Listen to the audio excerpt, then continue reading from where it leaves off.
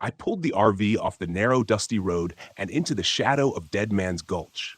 The engine sputtered to a stop, and for a moment I sat there in silence, staring out at the barren valley stretching before me.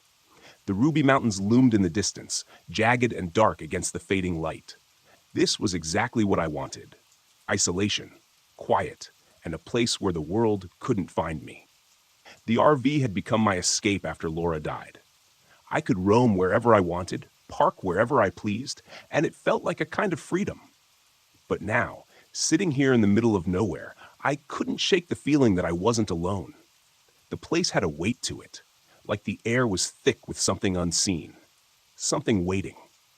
I climbed out of the RV and stretched, the dry desert air biting at my skin as the temperature dropped with the setting sun. Dead Man's Gulch was as desolate as it sounded.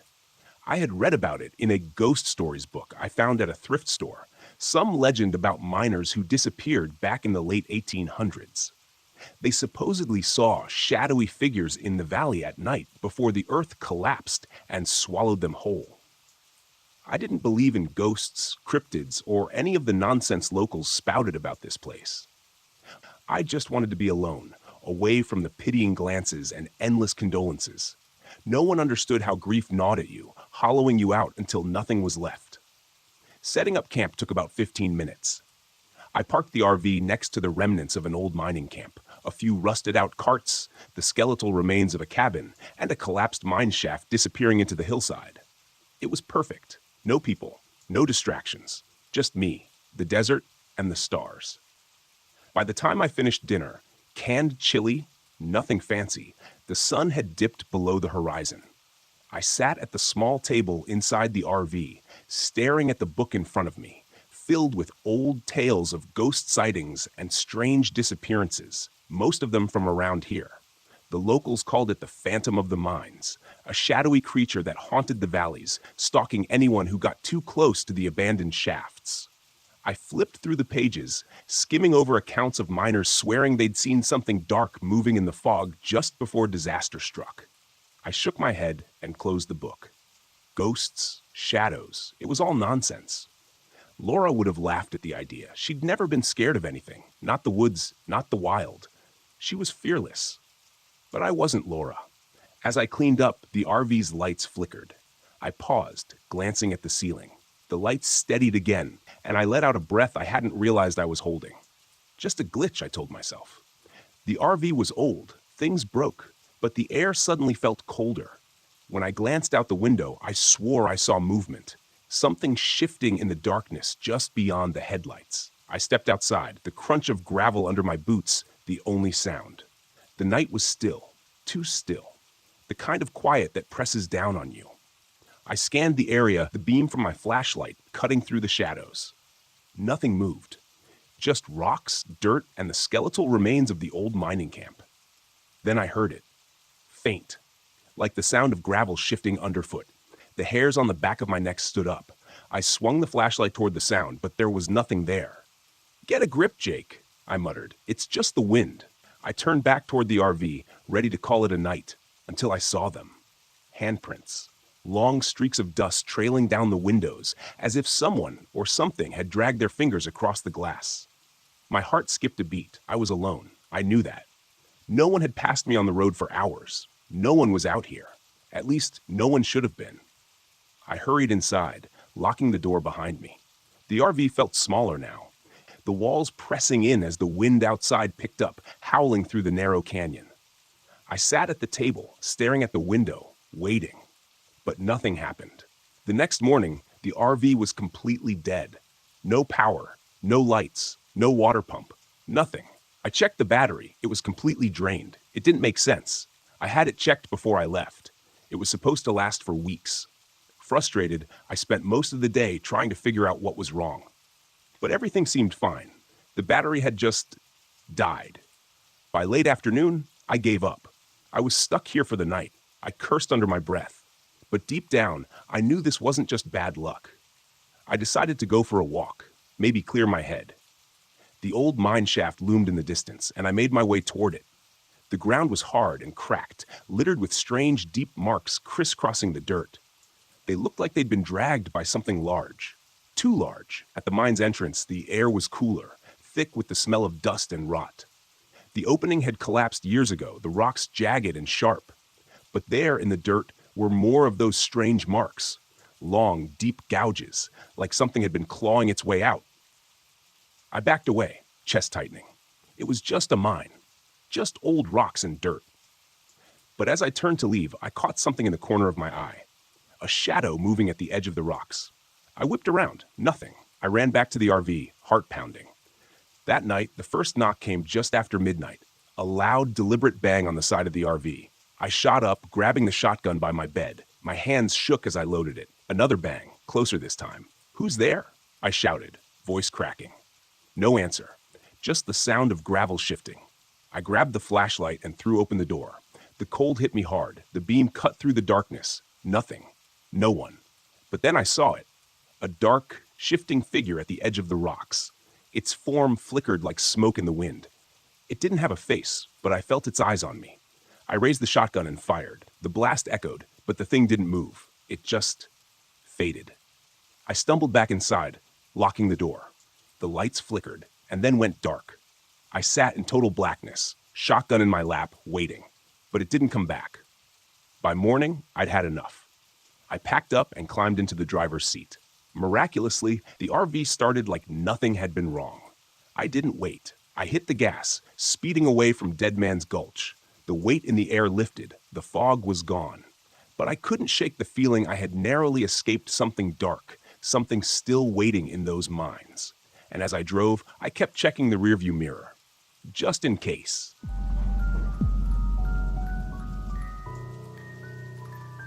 The Beast of Blackwater Ridge. I've always prided myself on being the guy who keeps his cool, no matter what. That's why I was leading this trip deep into the Blackwater Ridge, Manila National Forest. It was supposed to be a challenge, and I was ready for it. I'd hiked dozens of trails tougher than this, and I wanted to prove that to my old friends. Especially Nate, who couldn't even set up a tent without breaking a sweat. But there's something about being miles away from civilization, surrounded by nothing but endless trees, that starts to mess with your head. As soon as we arrived, I could feel it. Not that I'd let anyone see that, of course. "Kara, you got the map?" I called out as we packed up the last of the gear. "Yep, but I doubt we'll need it with you in charge," she winked, slinging her backpack over her shoulder. I grinned. She knew how to stroke my ego, one of the things I loved about her. Nate, on the other hand, was struggling to adjust the straps of his pack. His face was already red, and we hadn't even started walking yet. "Can we take it slow, guys? I haven't done this in a while." "Sure, Nate. We'll pace ourselves," I said, trying to hide my impatience. Sarah, ever the practical one, rolled her eyes but said nothing. She was the scientist of the group, the one who'd be lecturing us about rare plants and ecosystems halfway up the trail. She was here more for research than the hike, but I knew she could handle herself. We hit the trailhead late in the morning, the sun already filtering through the thick canopy above. The first couple of miles were easy enough, well marked. A few uphill climbs, nothing too rough. Nate fell behind pretty quickly, as expected, but we made enough stops to let him catch up. By the time we reached our first campsite, the air had a heavy, oppressive feel. The sun dipped below the trees, casting long, eerie shadows across the forest floor. The dense foliage seemed to swallow up the light, leaving us in a strange twilight. We set up camp without much trouble, although Nate complained about the weight of his gear the whole time. Our tents were cheap, sure, but they did the job. Sarah was meticulous, making sure her tent was perfectly aligned with the slope of the ground. "It's going to rain tomorrow," she said, almost as an afterthought. "Clear skies right now." I pointed out, but she just shrugged. Night came quickly, faster than I expected. By the time we had the fire going, the forest had gone almost completely silent. No birds, no insects, just the crackling of the fire and the occasional rustling of leaves. It was weird. I'd been in plenty of forests, but something about this one felt off. "You guys hear that?" Nate said, glancing around nervously. "Hear what?" Kara asked, stirring the pot of stew she'd made over the fire. "No, it's like, I don't know, like something moving out there." I paused, listening. At first, there was nothing. But then I heard it too. soft, distant, and low. A growl, almost like the sound of a heavy breath. Coyotes, I said, trying to sound confident. Nothing to worry about. They're probably more scared of us than we are of them. But I saw Sarah tense up. She was studying the woods beyond the firelight, her face set in concentration. I didn't like that. When I turned back to Nate, he was pale, fidgeting with his hands. "Maybe we should keep the fire going all night," he said. "Relax, Nate. We're fine. Nothing's coming near us." But the truth was, something felt off. Even I couldn't shake it. The second day was rough. The terrain started to get steeper, and the trail was less defined. Nate was falling behind more often, and Kara's enthusiasm was starting to wane. We pressed on, but there was a growing sense of unease that none of us could shake. Halfway through the day, we found something that made me stop in my tracks. A deer carcass, ripped apart and strewn across the trail. Blood, dark and congealed, soaked into the ground around it. Whatever had killed it wasn't hunting for food. It looked like something had torn it apart just for the hell of it. Nate gagged, turning away. "What the hell?" Kara knelt beside the body, her face a mix of curiosity and horror. "This wasn't a bear. Look at the size of these tracks." I crouched down next to her. She was right. The prints were huge, human-like but twisted. Something was wrong with the feet. Long, deep claw marks gouged into the dirt. I glanced at Sarah. Her face was pale, her brow furrowed in deep concern. "This isn't normal," she whispered.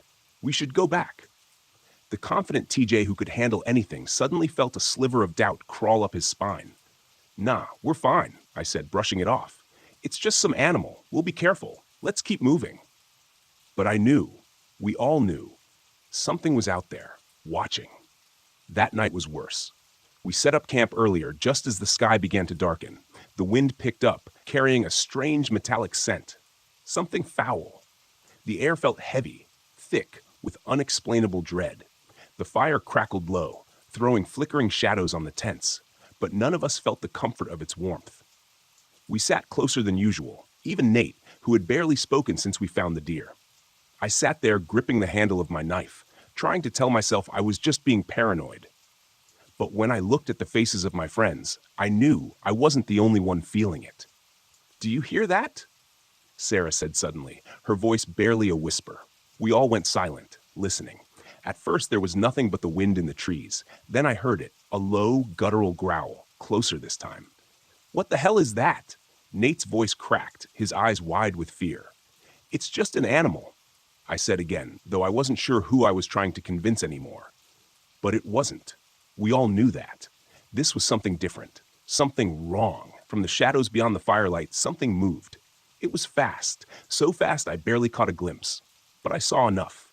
A tall, hunched figure just beyond the ring of light, watching us. Its eyes glowed bright and unnatural. Kara stood up. "I'm gonna check it out."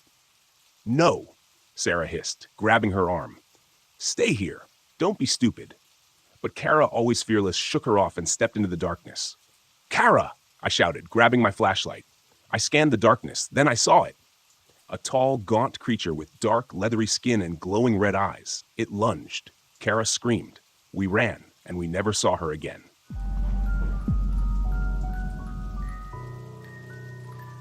The road into the Adirondacks was long, winding, and empty, just how I liked it. After a few hours of driving, I pulled the RV off the narrow trail and into a small clearing by the lake. The pines stretched high and thick around me, their dark green needles blending into the overcast sky. This was exactly what I needed, complete isolation. No people, no noise, just the quiet of the forest and the sound of my own thoughts. I parked the RV, turned off the engine, and stepped outside. The air was cool, crisp with the faint smell of pine and damp earth. The only sound was the occasional rustling of leaves in the breeze and the distant ripple of water. Perfect. This place would give me the quiet I craved, a chance to think without the distractions of civilian life. Ever since leaving the military, I'd been chasing peace, and this felt like it could be the spot where I'd finally find it. I grabbed my gear and went about setting up camp. It didn't take long. I'd done this enough times to know the routine: gather firewood, get a small fire going, and make sure the RV was ready for a night out in the wilderness. As I made my way through the trees, something caught my eye. On one of the nearby trunks, There was a strange marking, a crude carving of a figure, long and thin, etched into the bark. I frowned, running my fingers over it. Just a kid's prank, I figured, probably a bored hiker from weeks ago. But as I moved through the forest gathering wood, I found more of them, carved figures on the trees, all tall and slender, stretching higher than any human could reach. It was strange, but I wasn't here to think about strange things. I was here to forget. By the time the sun set, the fire was crackling softly, casting flickering light across the clearing. I settled in next to the warmth, staring out at the darkening forest. There was a peace in the solitude, something comforting about being alone with the sounds of the wilderness. But as the night wore on, I started to notice something. The forest was too quiet. No rustling leaves, no night animals scurrying about, just silence. And then, just beyond the edge of the firelight, I heard it. A soft rustling sound, like something moving through the underbrush. I sat up, scanning the darkness with my flashlight. Nothing. The beam of light cut through the trees, but there was no movement, no sign of anything unusual. I shook my head. "You're just on edge," I muttered to myself, trying to dismiss the tension building in my chest. The wilderness could play tricks on you if you let it. I knew that better than most. I was here to clear my head, not to let it run wild. But then I saw it. At the edge of my vision, just for a split second, something moved. Tall, thin, just beyond the trees. I jumped to my feet, gripping the flashlight tighter, and aimed the beam toward where I'd seen the figure. But there was nothing, only the dark outline of the pines swaying slightly in the wind. I stood there, heart pounding in my chest, every muscle tense, waiting for something to step out of the shadows. But after a long moment, the rustling stopped, the trees swayed, and the forest fell back into its unsettling quiet. I forced myself to sit back down, staring into the fire, trying to shake off the feeling that someone or something was watching me. The next morning, I woke early, determined to shake off the nerves from the night before. I grabbed my gear and decided to hike deeper into the woods. Maybe if I put some distance between myself and the campsite, I could clear my head. The trail was faint, barely more than a thin path winding through the trees. As I walked, I found more of the carvings on the trees, each one stranger than the last. They were everywhere, slender, elongated figures with no faces, all staring outward, all watching. The forest felt darker here, the canopy thick enough that the sunlight barely broke through. About an hour in, I reached a ridge overlooking the valley. The view was stunning.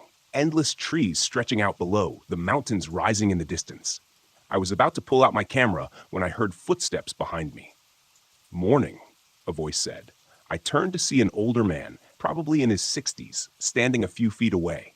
He was holding a bundle of firewood in his arms, his face weathered and sun-creased like someone who'd spent his entire life outdoors.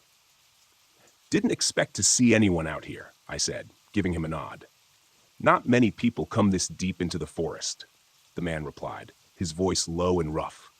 He looked me up and down, then glanced toward the valley. "You camping nearby?" "Yeah, just over by the lake, trying to get some quiet." He gave me a long look, his expression unreadable. "You should be careful. This part of the Adirondacks, it's different." "Different how?" I asked, raising an eyebrow. He glanced around, his eyes flicking nervously toward the trees.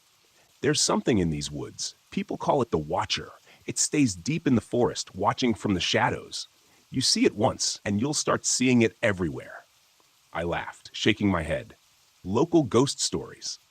The man didn't smile. "It's not a story. It's real. People who see the Watcher, they don't come back the same." He took a step closer. "I'm telling you this because you look like you've seen things. You know when something's not right, and something's not right here." I met his gaze, feeling that familiar knot of unease tightening in my gut. "What do you mean?" "You'll know when it's close. You'll hear it first, and then you'll feel it." He turned, starting back down the trail. "Just don't stay too long." I watched him go, his words echoing in my mind. Part of me wanted to laugh it off as superstition, but the way he'd looked at me, like he'd seen the same thing I had last night, made it hard to dismiss. That evening, back at camp, the unease was worse. The forest felt like it was closing in. The trees towering higher than I remembered, the shadows deeper, darker.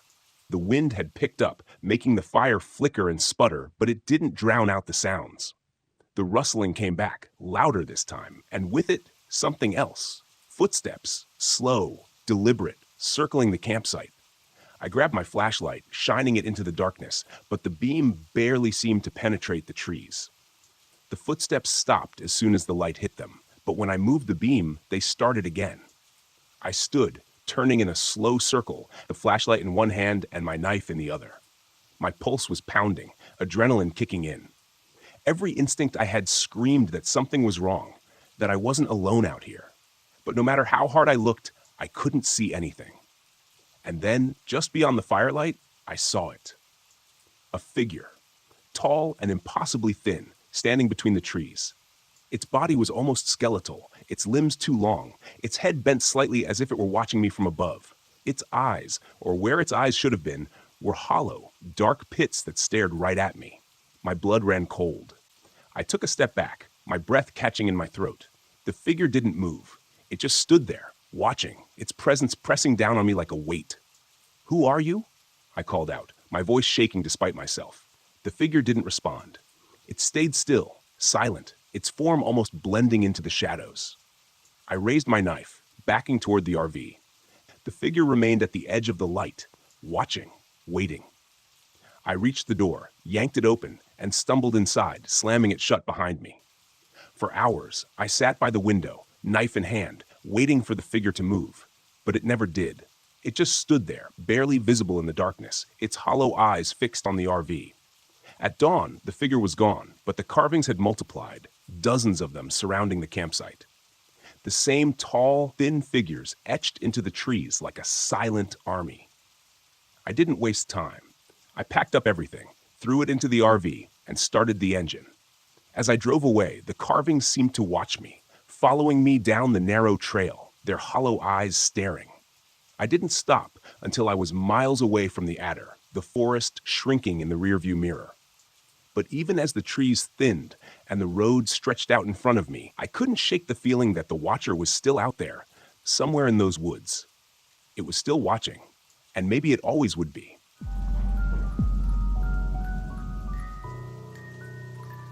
I had been driving for hours, the Mojave Desert stretching endlessly around me, barren and vast under the relentless sun. The road was long behind me now, just an empty trail of dust leading out to nowhere. Perfect. This was exactly what I needed. A break from work, from the grind, from people. Out here, there was nothing but silence and space. No cell towers, no deadlines, no distractions. Just me and the desert. I pulled the RV to a stop near a rocky outcrop and stepped out. The air was dry and still, the kind of quiet that felt like it was pressing down on you. I took a deep breath, inhaling the warm scent of sand and stone. This was my escape. No buzzing phone, no frantic emails, just the open sky and the endless horizon. I set up camp quickly, parking the RV in the shade of the rock formation and pulling out my gear. I wanted to explore before the light faded. There was something about the desert that always fascinated me, the way the landscape shifted from harsh to beautiful in a matter of hours. But right now, I was focused on one thing: silence. After weeks of being glued to my phone and running from meeting to meeting, the thought of being completely disconnected was a relief. No cell reception out here, no GPS signal, just me and the land. As I unpacked, I heard it, a faint sound, almost too soft to notice, a rhythmic beeping.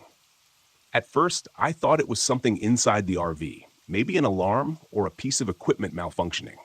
But after a quick check of my gear, everything seemed fine. The sound persisted, though, steady and faint, like a pulse just beneath the surface. I stepped outside, trying to pinpoint where it was coming from, but the desert was quiet. The only sound was the faint wind rustling through the rocks. I brushed it off, assuming it was some distant echo of the RV's systems, and finished setting up camp. As the sun began to sink below the horizon, I felt that familiar sense of calm wash over me. This was why I came here, to escape, to let my mind breathe. But that night, the beeping came back. I was sitting by the campfire, watching the flames flicker against the darkening sky, when the sound returned, clearer this time. It was still faint but persistent, a soft, rhythmic pulse like something distant calling out. I stood, trying to shake off the uneasy feeling creeping up my spine. I wasn't the type to get spooked easily. Logic and reason were my tools, and they had served me well in the world of engineering. But there was something about the sound, something that felt wrong. I grabbed my flashlight and stepped away from the fire into the darkness. The desert stretched out before me, vast and empty. I started walking, following the faint sound. The rhythmic pulse grew louder as I moved away from the RV. For a while, I saw nothing but sand and rock. The beeping seemed to fade, then grow louder again, like it was moving with me, always just out of reach. I kept walking, the beam of my flashlight cutting through the night. But every time I thought I was getting closer, the sound slipped away. Finally, I stopped. My pulse was racing now, my breath coming in short, sharp bursts. The beeping had faded again, leaving me standing alone in the middle of the desert. The silence around me was heavy, almost suffocating. I turned back toward the RV. The fire still glowed faintly in the distance as I walked. The beeping returned, faint but steady, like a distant heartbeat. The next morning, the sound was gone. The desert was still quiet, as if nothing had happened. I told myself it was just my mind playing tricks on me. Isolation could do that. The vast emptiness of the desert, the absence of any familiar sounds, it could mess with your head. I decided to hike further out, hoping to clear my mind. The landscape stretched endlessly in every direction, the sun already beating down on the sand. I grabbed my gear, making sure I had plenty of water, and started walking toward a rocky ridge I had spotted in the distance. Halfway there, I saw him, a man walking toward me from the opposite direction, his figure small against the endless desert. I hadn't expected to see anyone out here. This was a remote area, far off the beaten path. As the figure grew closer, I could make out an older man, his clothes worn and dusty, his face lined and weathered from the sun. "Hey," I called out, raising a hand as we approached each other. The man nodded, his eyes distant, almost vacant. "You camping out here alone?" he asked, his voice hoarse. "Yeah, just me," I said, a little taken aback by his bluntness. "I've been walking for days." "Kale," he said, his eyes scanning the horizon. "You heard it yet? The signal?" I blinked, unsure if I had heard him right. "The signal?" He nodded, his expression grim. "You'll hear it. Once you hear it, you can't get it out of your head. I've been following it for days. It doesn't stop." A chill ran down my spine. "What are you talking about?" The man glanced around nervously, as if the desert itself was listening. "There's something out here, something that's been broadcasting for years. It gets inside your head, starts with the beeping, then it gets louder. You'll see." I stared at him, unsure of what to say. He looked dehydrated, sunburned, like he'd been wandering the desert for days without rest. I offered him some water, but he shook his head and started walking again, heading back the way he came without another word. I stood there, watching him disappear into the distance, his words echoing in my mind. "Once you hear it, it doesn't stop." That night, the beeping was louder. I couldn't ignore it anymore. The sound pulsed through the silence, steady and rhythmic, like it was coming from somewhere deep beneath the earth. I tried to sleep, but every time I closed my eyes, the sound was there, burrowing into my mind. I couldn't take it anymore. I grabbed my gear, flashlight, GPS, water, and set out into the desert. I had to find the source. I had to know what was causing the sound. The desert was pitch black, the sky filled with stars. My flashlight cut through the darkness, the beam dancing across the rocks and sand as I followed the beeping. It was louder now, almost frantic, like it was pulling me toward something. The GPS was acting strange, flickering in and out, as if the signal was being disrupted. But I kept moving, my footsteps crunching in the sand. The beeping grew louder with every step. After what felt like hours, I saw it, a structure, half buried in the sand, a bunker or a weather station, long abandoned. The beeping was deafening now, emanating from somewhere inside. I hesitated, standing at the entrance of the bunker. The door was ajar, rusted and creaking in the wind. Everything in me screamed to turn back, to leave and forget about the sound. But I couldn't. The signal was pulling me in. I stepped inside. The air in the bunker was stale, suffocating. My flashlight flickered as I moved through the narrow corridor, the walls lined with rusted equipment and old, faded maps. The beeping was louder now, echoing through the metal walls, vibrating in my chest. At the end of the corridor, I found a small room. In the center, there was an old radio tower, its equipment still faintly powered by some unknown source. But that wasn't what caught my attention. On the walls were symbols, strange, intricate markings that looked like they had been carved into the metal. They spiraled outward, converging on the radio tower as if they were feeding into it. In the corner of the room, I found a journal. Its pages were yellowed and brittle. The entries were short, scrawled in frantic handwriting.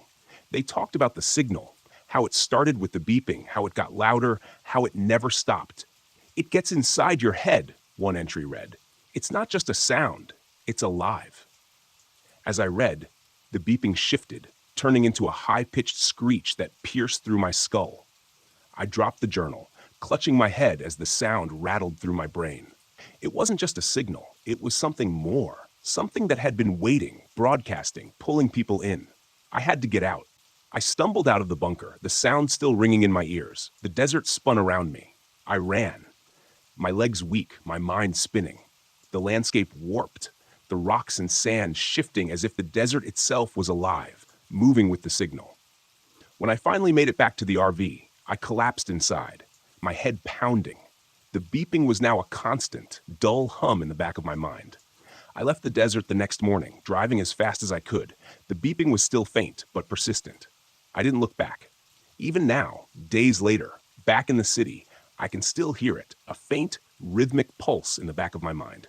Always there, always calling me back. The signal isn't done with me yet.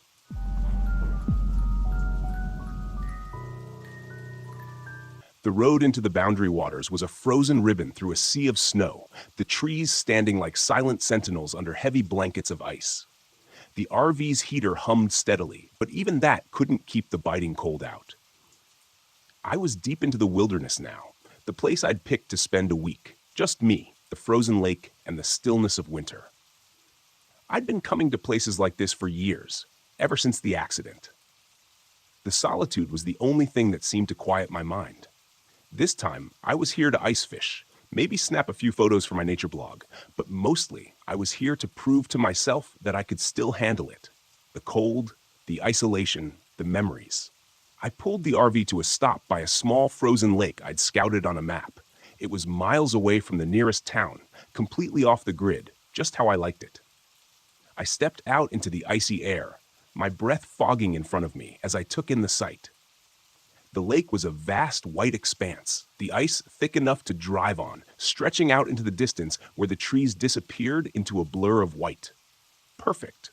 I set up camp quickly, parking the RV near the shoreline and gathering my gear for ice fishing. The cold had a way of creeping into your bones out here, but I didn't mind. I was used to it. I grabbed my auger, trudged out onto the ice, and started drilling a hole. The sound of the blade biting into the ice echoed through the stillness, sharp and harsh against the quiet of the wilderness. Then I heard it, a deep, low rumble that seemed to come from beneath the ice. I paused, the auger still in my hands, and listened. The sound came again, a low, distant vibration like the ice shifting far beneath the surface. I'd heard ice groan before. Anyone who spends enough time in the cold knows the sound of a lake adjusting to the freeze, but this was different. It was deeper, longer, almost like something was moving down there. I brushed it off and kept drilling. By the time the hole was ready, the sun was already dipping below the horizon, casting long shadows across the snow. I set up my fishing gear, lowered the line into the icy water, and settled in to wait. The cold crept in quickly, even through my heavy coat, but I was prepared for it. I'd done this 100 times before, and the routine was comforting. But that sound, the rumble beneath the ice, kept creeping back into my thoughts. As night fell, I lit a small fire near the shore, the flames flickering weakly against the chill. I sat by the fire, staring out at the frozen expanse of the lake. The stars were starting to appear in the clear sky above, bright and distant. Then I saw it. A light, faintly flickering and coming from beneath the ice. At first, I thought it was a reflection, maybe the moonlight hitting the ice in just the right way. But as I watched, the light moved slow and steady, as if something was drifting beneath the surface. I blinked, rubbed my eyes, but it was still there, faint and regular, like a lantern swaying beneath the ice. I stood, my heart pounding in my chest, and walked toward the lake. The light seemed to pulse, growing brighter for a moment, then dimming again, always moving, always just out of reach. I tried to rationalize it. Maybe it was a trick of the light or a reflection of something from the sky. But deep down, I knew better. There was no one else out here, no one who could be moving under the ice. The rumble came again, louder this time, vibrating up through the soles of my boots. I took a step back, suddenly feeling exposed out there on the open ice. The wind picked up, howling through the trees, and I turned back toward the RV, my mind racing. The light, the sound. Something wasn't right. The next morning, I couldn't shake the feeling that something was wrong. I went back out onto the lake, determined to make sense of it all. The sun was barely up, and the cold was more biting than ever. As I walked, I glanced back toward the hole I drilled the day before. Something was off. There, by the edge of the hole, was a long, jagged crack running across the ice. The crack hadn't been there yesterday. It snaked out in a jagged line, as if something had pressed up from below. I knelt down, running my gloved fingers along the crack, feeling the cold seeping through the ice. The surface felt thin, too thin for the middle of winter. Then I noticed something glinting just beneath the ice. I leaned closer, peering into the crack. At first, it looked like a piece of metal, rusted and sharp, lodged beneath the surface. I reached into the cold water, pulling it free. It was old, jagged, like part of a machine, but there was no reason for it to be here. The nearest road was miles away, and there hadn't been any mining or construction in the area for years. The metal was strange, sharp and smooth, like it had been cut clean. As I held the piece in my hand, the rumbling came again, louder now, closer. I stood quickly, scanning the lake. The light was back, faint but steady, moving beneath the ice, closer than before. My pulse quickened, and I felt a cold sweat break out under my coat. Something was down there. Something was moving. I backed away from the crack, my mind racing. The metal, the light, the sound, it all pointed to something beneath the ice. Something unnatural. But what? The stories I had heard over the years about strange things beneath the frozen lakes, about disappearances and creatures buried deep in the ice, came flooding back. I'd always dismissed them as nonsense, campfire stories to scare the newcomers. But now, standing there in the middle of the frozen lake, I wasn't so sure. I needed answers. Later that day, as I was gathering more firewood, I came across an old ice fishing shack near the edge of the lake that looked abandoned. But there were fresh footprints in the snow leading up to the door. Curious, I approached, knocking lightly before pushing the door open. Inside, I found an older man hunched over a small stove, warming his hands. His face was weathered, his beard streaked with gray, and he looked up at me with tired eyes as I stepped in. "Didn't expect to see anyone out here," I said, trying to keep my voice steady. The man grunted, his eyes narrowing. "Not many come this deep into the wilderness." I hesitated. "I've been hearing strange sounds under the ice, and I saw a light last night, moving beneath the surface. Do you know anything about that?" The man's expression darkened. He turned back to the stove, staring into the flames. "You shouldn't be out on that lake," he said quietly. "There are things beneath the ice, things that shouldn't be disturbed." "What do you mean?" I asked, my heart pounding. The man sighed, rubbing a hand across his face. "There's an old mining operation under that lake, abandoned long ago. They were digging deep, too deep. Some say they woke something up down there. Ever since, strange things have happened. People go missing. The ice breaks when it shouldn't. And that light, it's not the only thing that moves down there." A chill ran down my spine. "What's under there?" The man shook his head. "I don't know. But I've been coming out here for years, and I've seen enough to know when something isn't right. The lake's alive. It's watching you." That night, the light beneath the ice returned, brighter than before, pulsing like a heartbeat. I watched from the RV, my breath fogging up the window, as the rumbling beneath the ice grew louder, more insistent. I knew I couldn't stay. Whatever was beneath the lake, it was waking up. I packed my gear quickly, throwing everything into the RV. But as I started the engine, the ground beneath the RV began to tremble. The rumbling was almost deafening now, vibrating up through the frozen earth. I glanced out toward the lake, and my blood ran cold. The ice was cracking, long fissures spreading out from the center of the lake.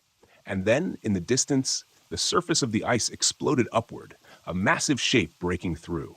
I only caught a glimpse, something dark and enormous, sliding beneath the ice again, disappearing as quickly as it had appeared.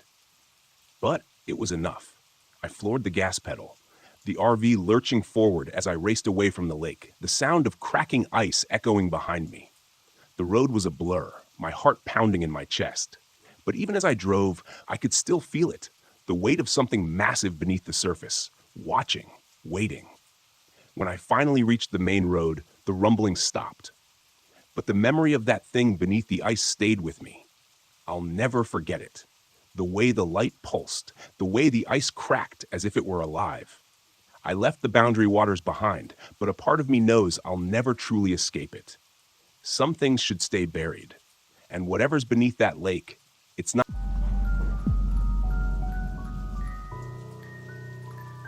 finished yet. The fog was thicker than I'd expected. I pulled my RV into a secluded clearing in Pisgah National Forest and stepped out into the damp air, the smell of wet earth heavy in my nose. Everything was muffled, as if the forest was holding its breath. The trees were shrouded in mist, their trunks fading into the gloom, and the trail I'd heard so much about was hidden somewhere out there, waiting for me. I'd come here to find something unique. My vlog had been stagnating, and I needed a fresh angle. A fellow hiker had mentioned an unmarked trail, a path that didn't appear on any maps. One locals swore disappeared and reappeared as if it had a life of its own. Perfect. If I could document it, film the mystery, my audience would eat it up. I grabbed my camera, set it up, and filmed a quick introduction. Hey everyone, it's Nate here, and I'm in the middle of the misty Pisgah National Forest, about to track down the infamous Vanishing Trail. Legend says this path comes and goes, and people who wander too far down it don't come back. Let's see if that's true. I packed up my gear and set off into the fog. The forest was silent, the only sound my boots crunching on damp leaves. I had a GPS in my pocket just in case, but I didn't plan to use it unless things got really bad. I wanted to go off the grid, find this mysterious trail, and see if there was anything to the rumors. I'd always been a skeptic. Ghost stories and folklore are fun to tell around a campfire, but not much else. As I walked, the fog thickened, swallowing the trees. It clung to my skin, cold and heavy. It wasn't long before I found the first strange marker, a stone slab jutting from the ground, its surface covered in spiraling symbols that didn't look like any language I knew. I filmed it, talking into the camera as I described the find. This looks like something from an old burial ground, but there's no mention of this on any maps. Really makes you wonder what else is out here, hidden beneath the fog. I kept moving. The trees closed in tighter, and the trail became fainter, more overgrown. Soon, it was little more than a game trail, barely wide enough to follow. I pushed forward, keeping the camera rolling, but after another hour of hiking, the trail simply disappeared. One moment, there had been a clear path. Now it was gone, swallowed by the forest. I checked my GPS, but the signal flickered weakly. The screen showed I was in the middle of nowhere. No path, no landmarks, just a blank screen with a blinking dot. Me, alone, in the fog. Okay, I muttered, you've dealt with worse. I turned back the way I'd come, but the forest looked different now. The trees seemed closer together, the undergrowth denser. The fog was disorienting, and I had to rely on instinct to retrace my steps. The GPS was useless. I kept walking, scanning the ground for signs of the trail, but there was nothing. I was starting to feel uneasy. That's when I heard it. Footsteps, not mine. I froze. The sound came from deeper in the forest, slow, deliberate footsteps crunching on the leaves. I turned, scanning the fog, but there was nothing, just the swirling mist. Then out of the gloom, a figure emerged. An older man, his clothes tattered and damp, his eyes wide and vacant. Hey, I called, my voice echoing through the stillness. You lost too? The man looked at me for a moment, then shuffled forward.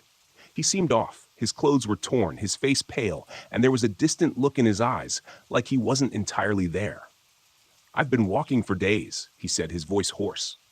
"The trail, it keeps changing." "Are you okay?" I asked, stepping toward him. He shook his head. "No one's okay out here." I frowned, feeling a cold knot of fear tighten in my stomach. "What do you mean?" "The trail. It moves. I've seen it, watched it disappear and reappear. It's not just a path. It's the forest. It doesn't want us to leave." I stared at him, my mind racing. This guy was either delirious or onto something. Either way, I didn't like the way he was talking. "Look, I have a GPS," I said, pulling it out. "We can find our way back." The man glanced at the GPS, then back at me. "It won't help. The forest is messing with it." I didn't believe him. I couldn't. I was a rational guy, and this was just a forest. I'd get us back to my RV, get this guy some help, and be done with it. But as we walked, things got stranger. The mist thickened, wrapping around the trees like a living thing. The forest seemed to shift with every step. What had been an open path a moment ago would be choked with brambles. When I looked back, trees seemed to loom closer, twisting into unfamiliar shapes. The man, whose name I learned was Eli, grew more agitated with every passing minute. "It's watching us," he muttered. "It knows we're here." "Who's watching?" I asked, growing impatient. "The forest," he said, his voice barely a whisper. "It's alive, and it's been here long before we were." I ignored him, focusing on the GPS, but even that was failing me. The screen flickered, the signal cutting in and out. At one point, it showed me standing on a clear path, but when I looked up, there was nothing but trees. Thick, twisted trees that looked like they had grown there for centuries. We kept walking, the fog growing thicker, pressing in on us. The air felt heavy, almost suffocating, and the whispers started. Faint at first, like the wind through the leaves, but then more distinct voices calling out from the mist. "Nate?" I froze, my heart hammering in my chest. "Did you hear that?" I asked Eli. He nodded, his eyes wide. "It's calling us." The forest, I tried to shake it off, tell myself it was just the wind, but deep down I knew that wasn't true. The voice had spoken my name. We came across a backpack tangled in the branches of a tree, high above our heads. It was old, covered in dirt and torn, but when I climbed up to retrieve it, I found fresh supplies inside, water, food, like someone had packed it yesterday. I felt a chill run down my spine. How had it gotten there?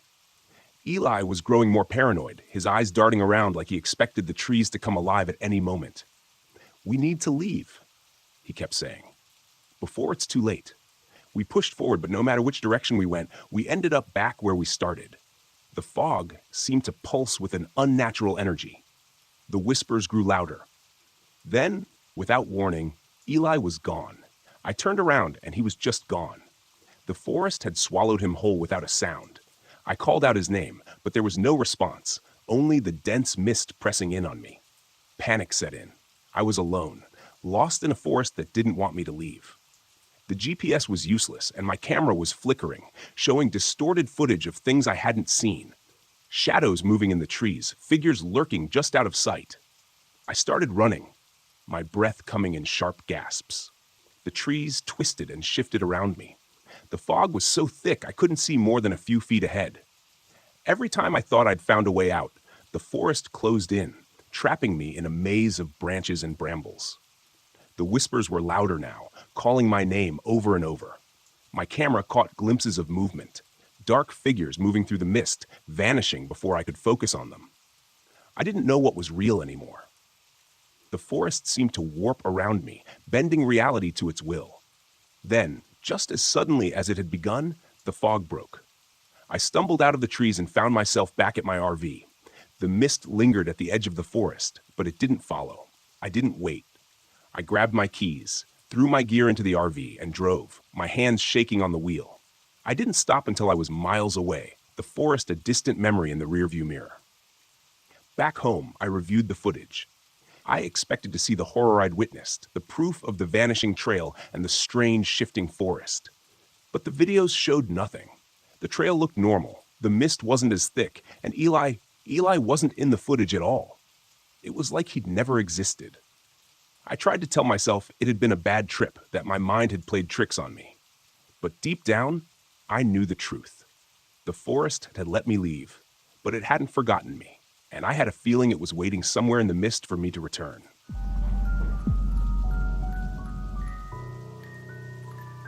The forest around me was too quiet. I'd been sitting by the campfire outside my RV, immersed in the silence for hours, but now something felt off. The kind of off you feel in your gut before your brain catches up to what's happening. No wind, no rustling in the leaves, just dead stillness. That was the first thing I noticed when I pulled up to this remote campsite deep in Mount Hood National Forest. A place like this should have been full of life, birds, insects, something. But the only sound was the crackle of the fire and the distant hum of the radio I'd brought along. I needed quiet after everything that had happened over the past year. I wasn't looking for distractions, just isolation. After my wife's death, nothing made sense anymore. People kept telling me I needed to move on, but the noise of life, the sympathy, the well-meaning advice, the friends who didn't know what to say, became unbearable. So I packed up and hit the road, hoping the wilderness would give me space to think, or maybe stop thinking altogether. I thought the forest would help. It had, until now. The radio's static broke the silence, a sudden burst of garbled noise that made me jump. I turned my head toward the RV, where the old ham radio sat inside. I hadn't even touched the thing in hours. It was an antique I'd brought along to mess around with in my downtime, but the signal had been dead all day. No stations, no chatter, nothing. Until now. I stood up from the fire, walked over to the RV, and ducked inside to check the radio. The static was louder, more insistent, like it was trying to form words but couldn't quite get there. I twisted the dials, searching for a clearer signal, but all I got was more white noise. Then, through the crackling, I heard it. A voice, faint and garbled, speaking numbers. 1, 3, 7, 8, 9. The numbers repeated over and over, mechanical and cold, like a voice from an old number station. It didn't make sense. I was miles from anywhere, and this was supposed to be a dead zone. No signal, no interference. The voice paused for a moment, then the numbers started again. 1, 3, 7. It sent a chill through me, but I told myself it was just some rogue signal bouncing off the atmosphere. Maybe a military transmission. There were logical explanations for this kind of thing. I was sure of it, but the way the numbers repeated over and over felt wrong. Like the message wasn't for just anyone, it was for me. I shut the radio off. My fingers were trembling slightly. I wasn't here for this. I needed quiet, not some weird radio signal rattling around in my head. The next day, I tried to forget about the radio. I spent the morning hiking through the woods. The towering pines loomed overhead like silent giants. The air was cool and damp, the sky just a sliver of gray through the dense canopy. But something gnawed at me, a faint buzzing at the back of my mind. No birds, no animals, just silence. When I returned to the campsite, the radio was on again, static blaring from the speakers. I hadn't touched it. I stepped inside the RV, staring at the radio like it might come to life. The static was louder now, more intense. I could feel it in my bones, like the vibration from a low hum in the ground. And beneath the static, the numbers were back. 1, 3, 7, 8. I slammed my hand down on the off switch, killing the sound.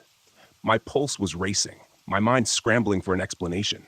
It had to be a glitch, something with the wiring, maybe a stray electrical signal. I'd worked with enough technology over the years to know that things sometimes did strange things when you weren't looking.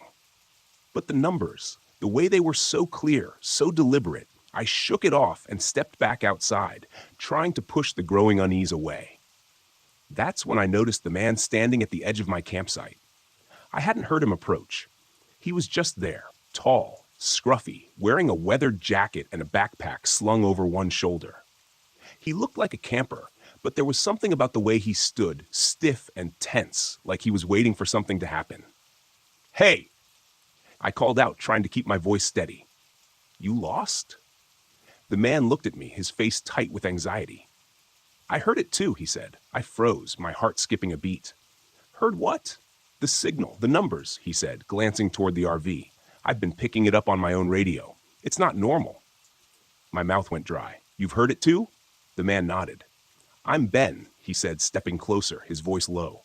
"I was camping a few miles down the road. I've been getting static, voices, weird electrical interference. My GPS stopped working. My cell phone drained to zero in minutes. I swallowed hard, my mind racing. What do you think it is? Ben shook his head, his eyes darting toward the trees. I don't know, but it's not natural. The way the signal moves, it's like it's getting closer. I didn't know how to respond to that. I was a man of logic, of science. Signals were signals, glitches were glitches.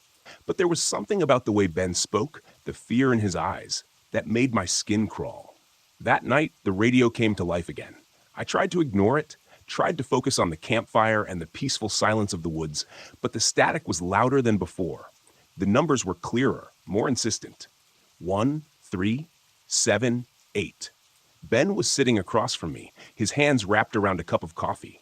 His eyes constantly scanned the dark forest around us. He hadn't relaxed since he showed up, and I couldn't blame him. There was something wrong here, something I couldn't explain. You think it's some kind of broadcast? I asked, more to fill the silence than anything. Ben shook his head. I don't think it's a broadcast at all. What do you mean? He hesitated, then leaned closer, lowering his voice. I think it's a warning, or a signal from something out there. I stared at him, trying to process what he was saying. A warning from what? Before I could ask, the static on the radio cut out for a moment. There was only silence, the kind of silence that presses down on you, that makes your skin prickle with anticipation. Then a sound, a soft, rhythmic clicking, like something metallic tapping against wood. I grabbed my flashlight and pointed it toward the trees, but the beam only revealed darkness. The clicking grew louder, echoing through the forest. And then, through the radio, a voice crackled to life. We see you. My blood ran cold. Ben's eyes widened, his face pale. What the hell was that? I whispered, my voice barely audible over the pounding of my heart. The voice repeated, distorted and mechanical. We see you. I stood up, the flashlight shaking in my hand. The clicking sound was closer now, coming from all around us, moving through the trees. The forest seemed to pulse with energy, the air growing thick and heavy, like the atmosphere itself was alive. I think we should leave, Ben said, his voice tight with fear. For once, I agreed. The next morning, I found Ben's tent abandoned. His gear was scattered around the clearing, but there was no sign of him, no footprints, no note. Just the cold, empty forest and the low hum of static that had settled into the air like a living thing. I tried to follow his tracks, but they vanished in the thick underbrush. It was like he'd walked into the trees and disappeared. The GPS on my phone was useless, spinning me in circles. The battery drained faster than I'd ever seen. The static in my ears grew louder the further I went, like the signal was inside my head, vibrating through my skull. The numbers were back too, repeating over and over, etched into my mind. 1, 3, 7. By midday, I stumbled across something I hadn't expected, an old dilapidated radio tower hidden deep in the woods. The metal was rusted, vines crawling up the sides, but it was still faintly humming with power. I climbed the tower, Tess every step echoing in the stillness. My heart hammered in my chest. At the top, I found the source of the signal, a small glowing device pulsing with an eerie cold light. It didn't belong here. It wasn't part of the original tower. It was something else, something foreign. I reached out and touched it, and the static in my head exploded. The numbers, the clicking, the voices, it all crashed into me at once, an unbearable cacophony of sound. I stumbled back, nearly falling off the tower as the forest seemed to come alive around me. The lights returned, flickering in the trees, cold and mechanical. The clicking grew louder, more frantic, like something was chasing me. I ran. I don't remember how I made it back to the RV, but the lights followed me, the clicking never far behind. But I managed to get inside and slam the door shut. My hands were shaking as I started the engine, the device still clutched in my hand. As I drove away, the static began to fade, but the numbers never left me. They echoed in my mind, a constant whisper, even as the forest disappeared in the rearview mirror. It's been days now, and I'm still hearing them. 1, 3, 7. I can't get them out of my head, and I can't shake the feeling that whatever was out there, whatever sent that signal, knows where I am. And it's not done with me yet.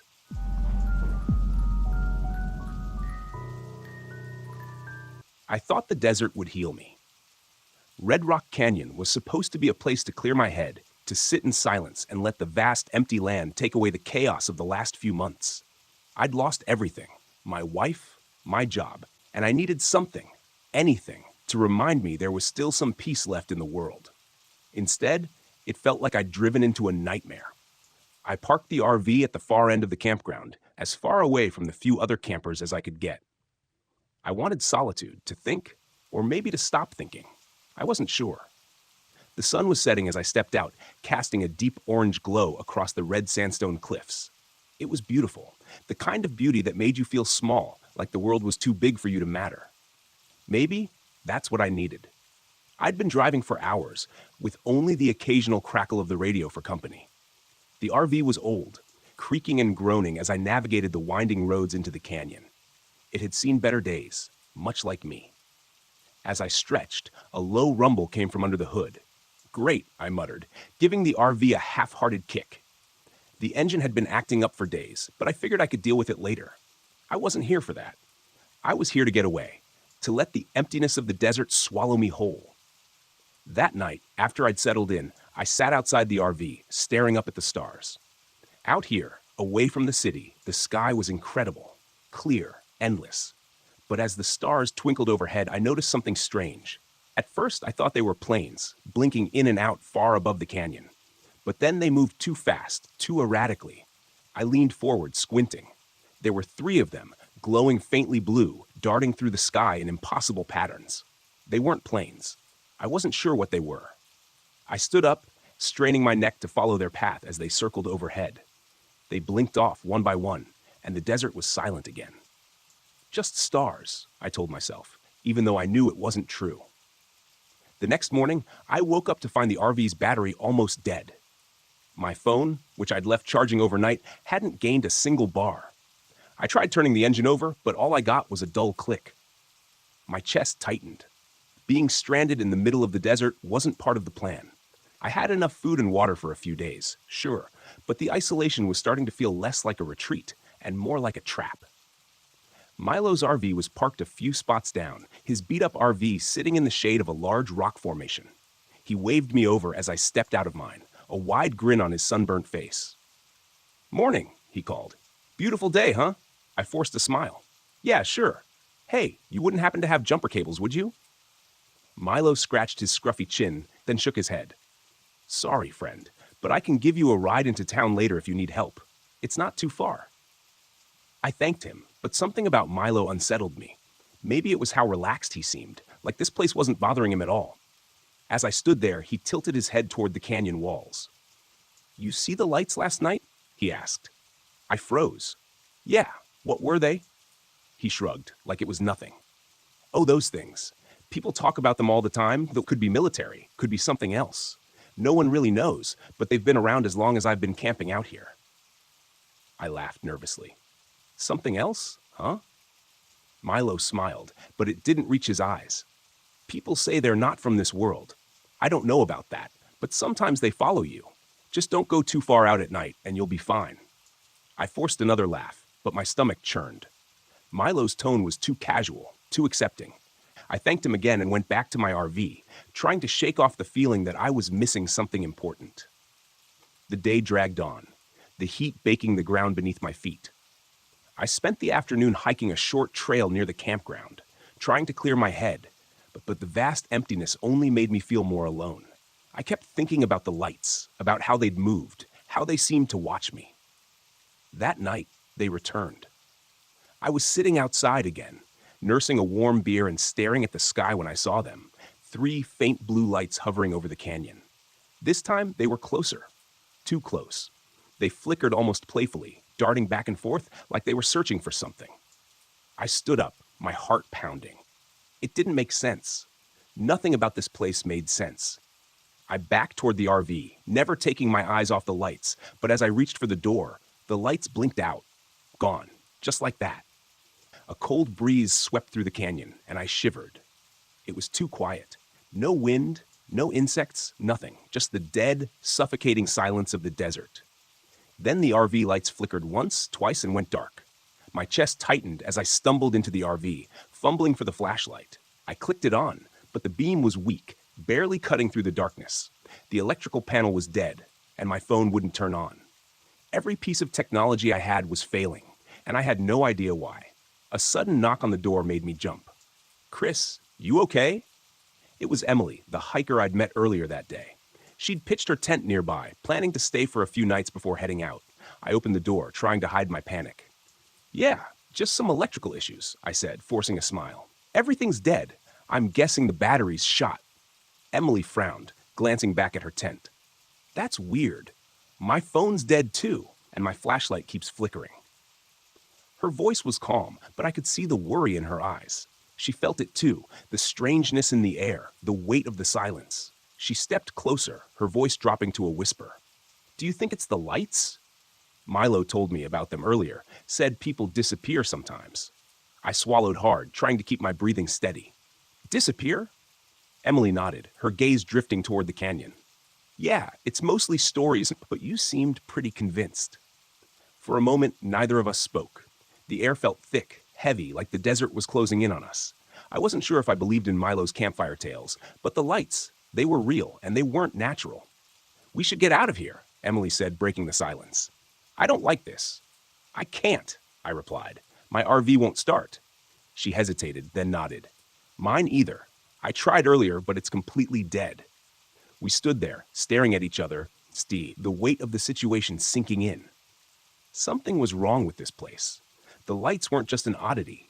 They were doing something, affecting everything around us. And we were stuck miles from any help. "We'll wait till morning," I said, trying to sound confident. "Maybe it's just a temporary glitch. We'll figure it out." Emily didn't look convinced, but she nodded and headed back to her tent. I locked the RV door behind her, though I wasn't sure what good it would do. That night, I barely slept. The silence was oppressive, like a blanket wrapped too tight around me. Every creak of the RV, every gust of wind made my heart race. I kept waiting for the lights to come back, to hover outside my window, but they didn't. Instead, I woke up sometime in the early hours, drenched in sweat, my head pounding. I sat up, blinking in the darkness. Something was wrong. I glanced at my watch. It was 4 a.m., but that didn't make sense. I'd checked the time just moments ago, and it had been midnight. Where had the hours gone? I stumbled outside, feeling disoriented. The air was cooler now, the desert's chill settling in. The stars were out, but there was no sign of the lights. My mind was foggy, like I'd been dreaming. But the dust on my boots told me I'd been walking. But where? And why? Panic surged through me. I couldn't remember. Hours were missing, and I had no idea what had happened. The lights were playing with us, toying with our sense of reality. I ran toward Emily's tent, calling her name, but when I got there, she was gone. Her tent was empty, her pack still there, but she was nowhere to be found. "Emily!" I shouted, my voice echoing off the canyon walls. Nothing. The only sound was the wind. I backed away, my heart hammering in my chest. This wasn't real. It couldn't be. But the lights, the missing time, it all pointed to one terrifying conclusion. We weren't alone. I sprinted back to my RV, slamming the door behind me, and tried the engine again. To my shock, it roared to life. The headlights flickered on, and I didn't hesitate. I jammed the gear shift into drive and tore out of the campsite, gravel kicking up behind me as I sped down the winding canyon road. I glanced in the rearview mirror for just a second. I saw them, the blue lights, hovering in the distance, watching me leave. I didn't stop driving until I hit the outskirts of Las Vegas. The neon lights of the city felt like a lifeline. But even then, as I pulled into a gas station, my hands shaking, I couldn't shake the feeling that the lights were still out there, waiting. And I wasn't sure if I'd really escaped at all.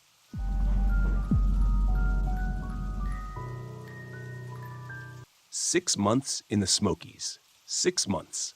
6 whole months without touching a drop." I should have been proud, right? But sitting alone in this RV, deep in the Great Smoky Mountains, I didn't feel proud.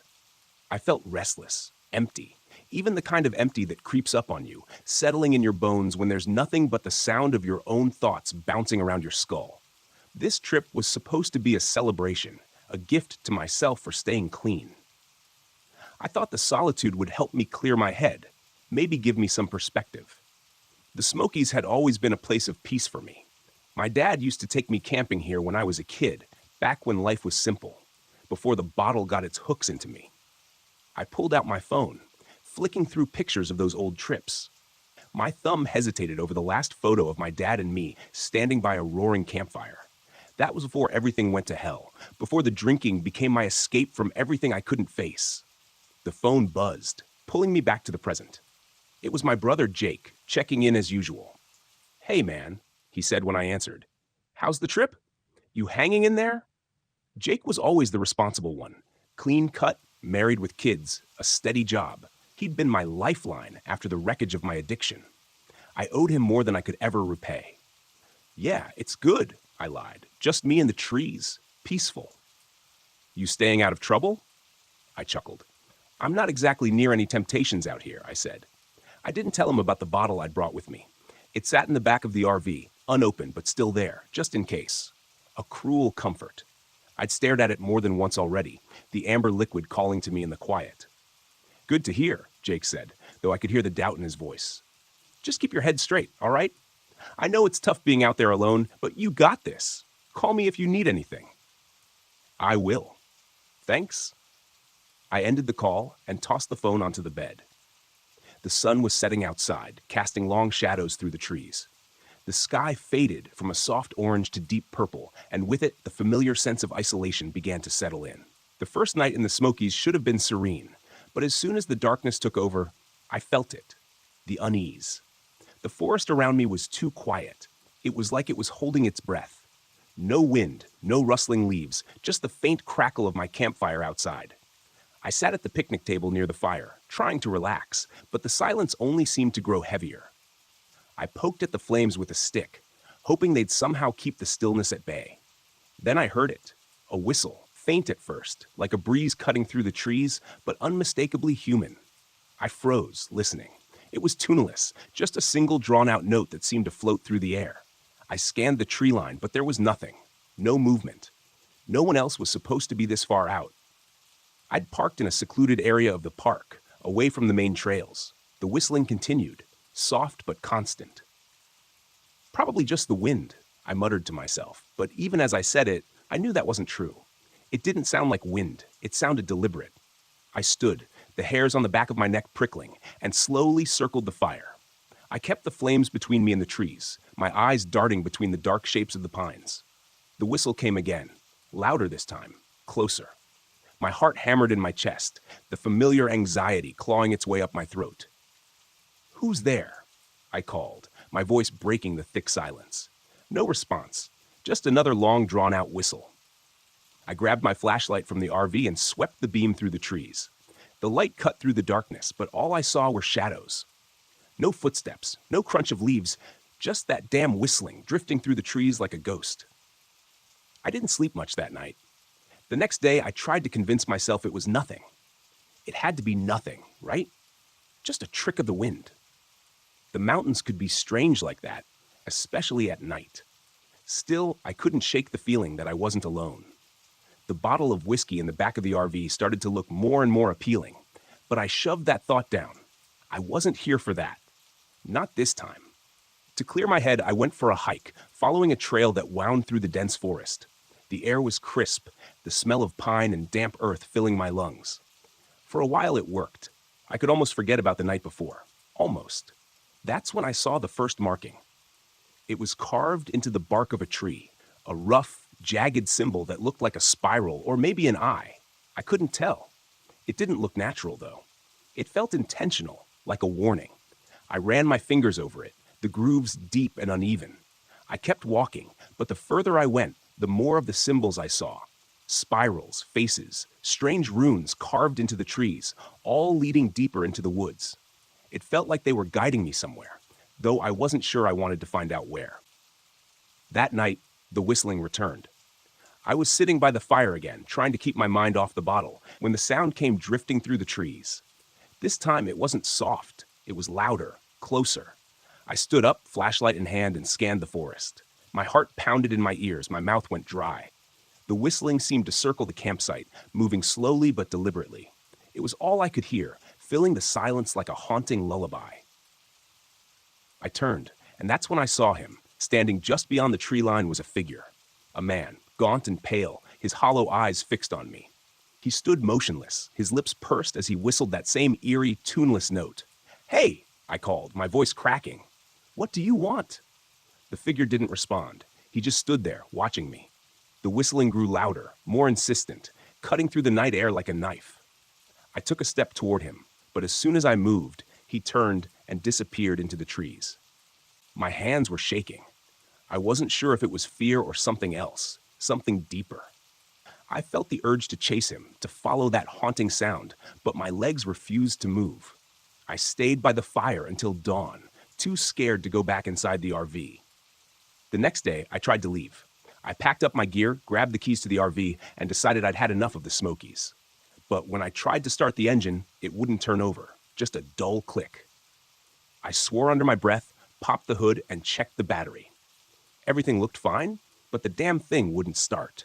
I tried calling Jake, but my phone was dead. I'd charged it the night before, but now it was completely drained. No signal, no service, nothing. The forest around me felt suffocating. I couldn't shake the feeling that something was watching me, waiting just beyond the trees. The whistling started again, faint at first, then growing louder like a taunting melody. I grabbed the bottle from the back of the RV. I wasn't going to drink it. Not yet. But holding it made me feel better, more in control, as if I could use it as a weapon somehow. That night, the stranger came back. I woke up to the sound of whistling, loud, sharp, right outside the RV. I sat up, heart pounding, and looked out the window. He was standing by the fire pit, his pale face illuminated by the flames. His eyes were fixed on me, unblinking, and that awful whistling filled the air, pressing in on me from all sides. He took a step toward the RV, and I felt the panic rise in my chest. I grabbed the bottle, holding it like a club, and stumbled outside. The air was freezing, my breath coming in ragged gasps. The whistling pierced through my skull, making it hard to think. I raised the bottle, ready to throw it, but then something stopped me. For the first time in days, I heard something else, a voice, faint but real. Jake's voice. "Nick, don't do it." I blinked, shaking my head. The stranger was gone. The whistling had stopped, and there, in the silence, I realized what I had been about to do. The bottle slipped from my hands and shattered on the ground. I dropped to my knees, gasping for air, the weight of everything crashing down on me. The whistling was gone, but the fear, the isolation, it wasn't something I could run from. Not out here. Not anywhere. When the sun rose, I tried the RV again. This time, it started. I drove out of the Smokies that morning, not looking back. The whistling stayed behind, lost in the trees, but the memory of it, the temptation, would stay with me. 6 months sober. But this trip taught me something I hadn't been ready to face. Some demons don't live in bottles. They live in the silence, in the spaces we create for ourselves when we're trying to hide from the world.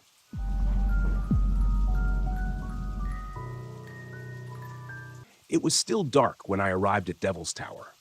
The silhouette of the monolith rose above the horizon like a jagged alien structure. The first light of dawn barely touched the sky, but the outline was unmistakable. This place had always felt otherworldly, as if it didn't belong to the same earth the rest of us walked on.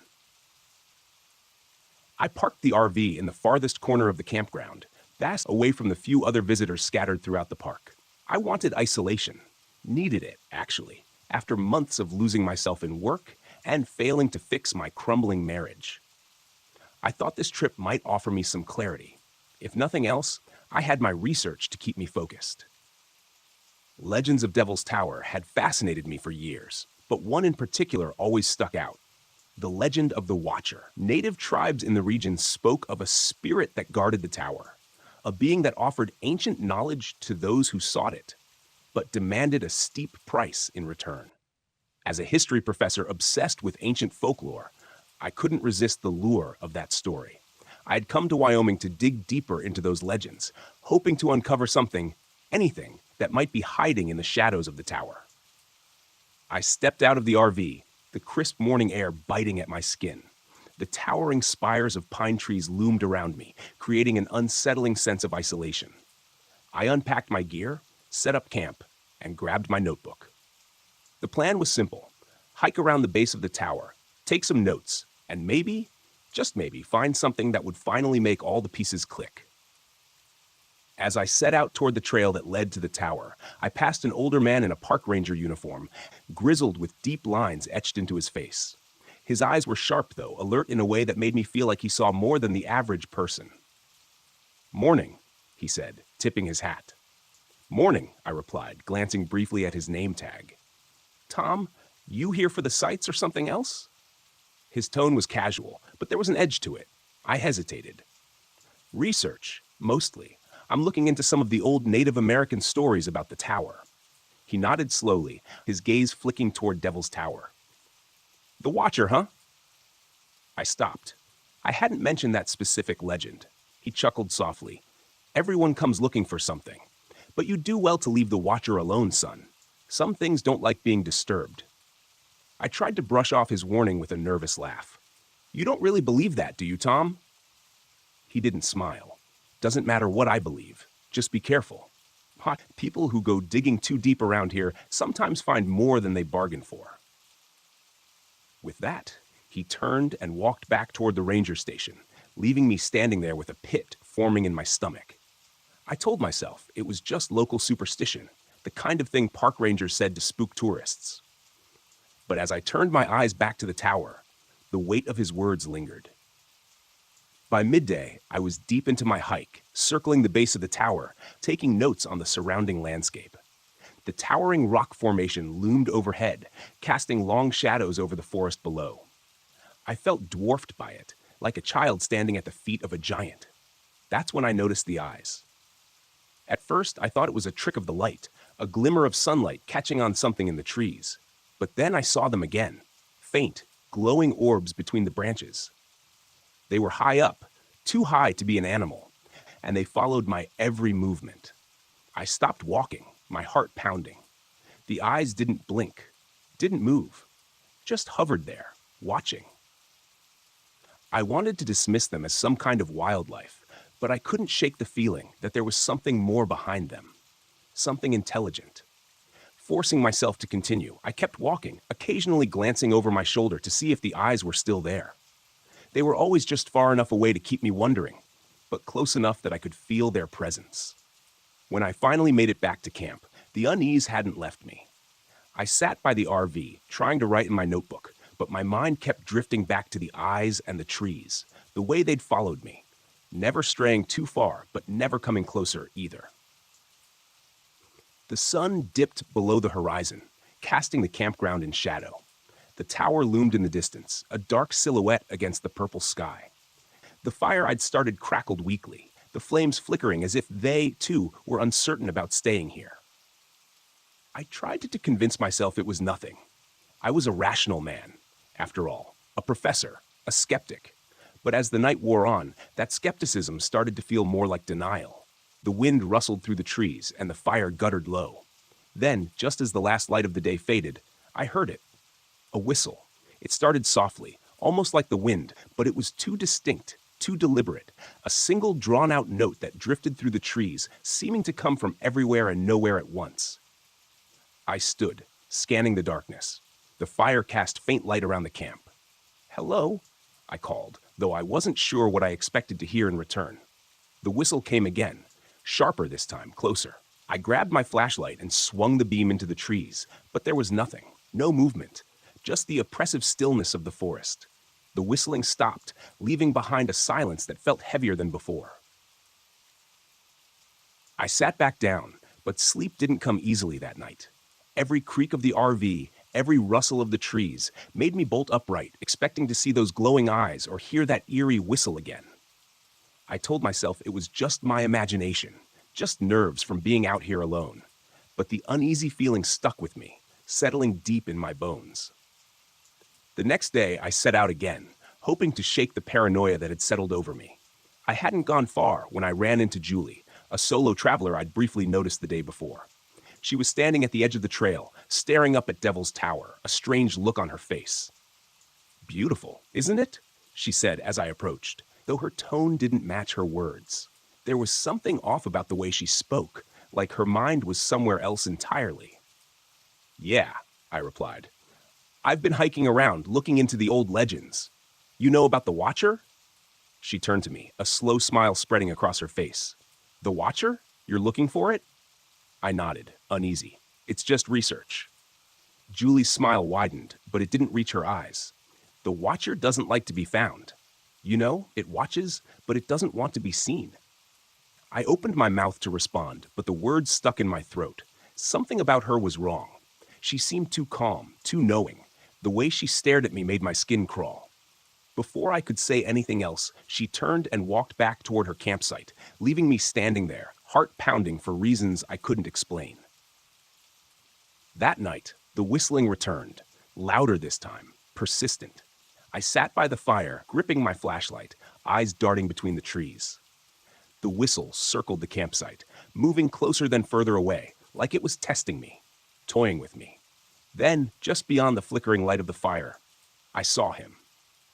A figure, tall and gaunt, standing at the edge of the woods. His face was pale, hollow-eyed, and his mouth was pursed as the tuneless whistle drifted from his lips. My throat tightened. "Who are you?" I asked. The figure didn't answer.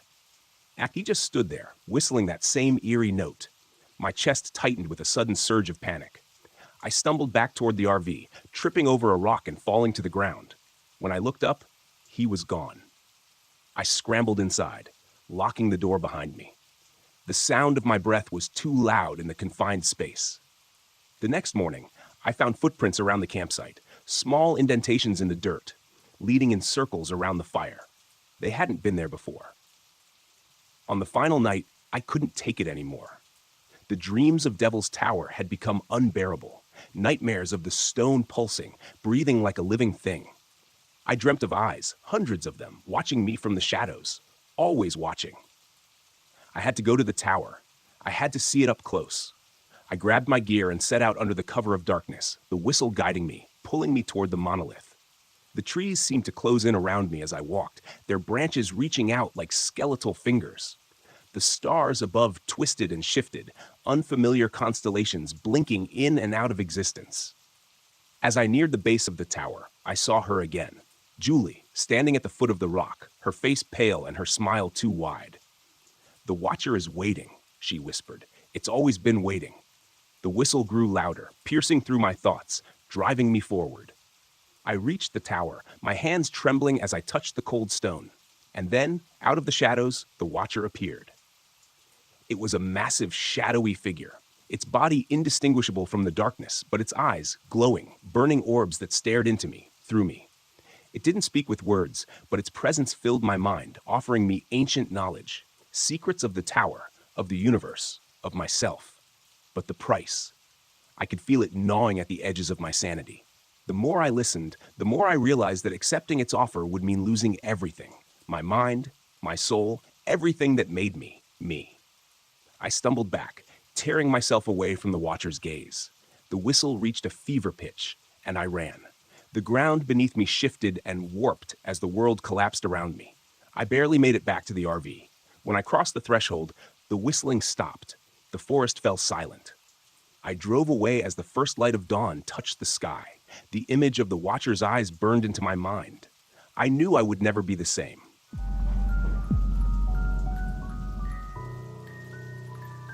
I've never been a superstitious man. Ghosts, spirits, curses, all of it felt like nonsense. My wife, Sarah, was the opposite. She loved all that mystical spiritual stuff. She'd go on and on about how some places had energies, or how she could feel something otherworldly when we'd visit a new place. I used to tease her for it. I didn't mean anything by it. I just never took it seriously. Now, I wish I had.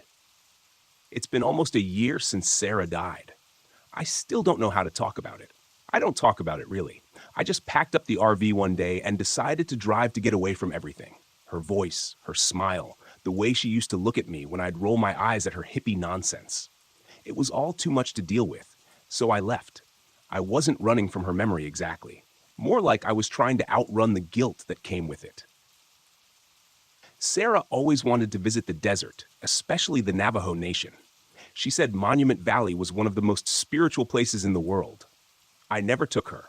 Work got in the way, or my cynicism did. Either way, it never happened. And now, with nothing but miles of empty road ahead of me, I found myself driving right into that part of the world. Maybe it was my way of making up for it. The landscape around me was beautiful in an eerie, desolate way. Massive red rocks rising out of the desert, mesas silhouetted against the setting sun. The kind of place that made you feel small, insignificant. I parked the RV in a remote spot off an unmarked dirt road. No other campers around, just the endless stretch of desert and the towering rock formations in the distance. It was quiet, peaceful even.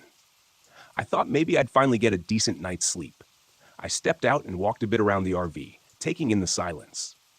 The air was cool, the sky already darkening with the stars beginning to shimmer into view. Sarah would have loved it. As I sat by the small campfire I'd built, poking at the flames, I thought I heard something in the distance. A howl, maybe? Coyotes. I figured it was nothing unusual in a place like this, but the sound was strange, more like a scream than an animal call. I shrugged it off, telling myself it was just the wind. Still, it gnawed at me.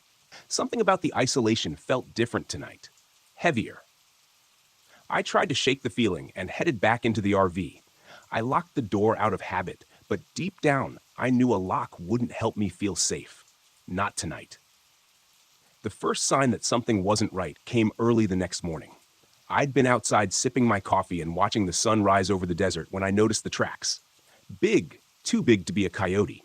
Canine-like, sure, but the prints were deeper, more defined, and there were too many of them. They were circling the RV in a wide arc. I crouched down to get a closer look. The spacing was wrong, like whatever had made them had a stride far longer than any normal animal. I shook my head. Probably a wolf, I reasoned, even though they weren't supposed to roam this part of the desert, or maybe a large dog from a nearby ranch. Either way, I wasn't about to get spooked over some tracks. I spent the day hiking, taking in the massive rock formations and the endless red sands. The wind carried whispers through the valleys, but I ignored it. I refused to let my mind play tricks on me. This was supposed to be my reset, my chance to process everything and finally move on. But that night, as the firelight flickered in front of me, I couldn't ignore the feeling that I wasn't alone. The coyotes started up again. At least I assumed they were coyotes. But the howls were different this time. Longer, more drawn out, closer. I told myself it was nothing. Tried to focus on the crackling fire, but the unease crept in anyway. Then I saw it. Out of the corner of my eye, I noticed movement on the ridge not far from the RV. A figure. Tall, humanoid, but wrong somehow. It moved with a jerky, unnatural gait, like it didn't quite know how to walk. I blinked, and it was gone, swallowed by the shadows. My heart raced. I stood, trying to peer into the darkness, but there was nothing out there. Just empty desert. The howl stopped, replaced by an eerie, oppressive silence. I doused the fire quickly and retreated into the RV, locking the door behind me. I laughed at myself. A grown man terrified by shadows in the night. I was just exhausted, that was all. Grief and exhaustion made you see things that weren't there. I repeated that to myself as I crawled into bed, but I couldn't shake the sense that something was watching me. The next morning, I found more tracks. This time, they weren't just around the RV. They led right up to the windows, pressed deep into the sand, circling the vehicle like a predator stalking its prey. I stared at them, unease curdling in my stomach. These prints were bigger than the ones from yesterday. Deeper, too. Something was out here. Something that was getting bolder. I decided to leave. That morning, I packed up my things, double-checked the tires on the RV, and set the GPS for the nearest town. But as soon as I hit the ignition, the engine sputtered. It wouldn't start. "Come on, not now," I muttered, trying again. Nothing. I went outside to check the engine, hoping it was something simple. But when I popped the hood, everything looked fine. There was no reason for the RV to stall like this. Yet, there I was, stuck in the middle of nowhere, with no cell signal and no way to leave. As the day wore on, that strange feeling of being watched never left. I kept glancing over my shoulder, certain I'd catch sight of that figure again. But the desert was still dead quiet. That night, it came closer. I heard it long before I saw it. Footsteps outside the RV, soft at first, but growing heavier, more deliberate. Something was walking around, pacing as if deciding what to do next.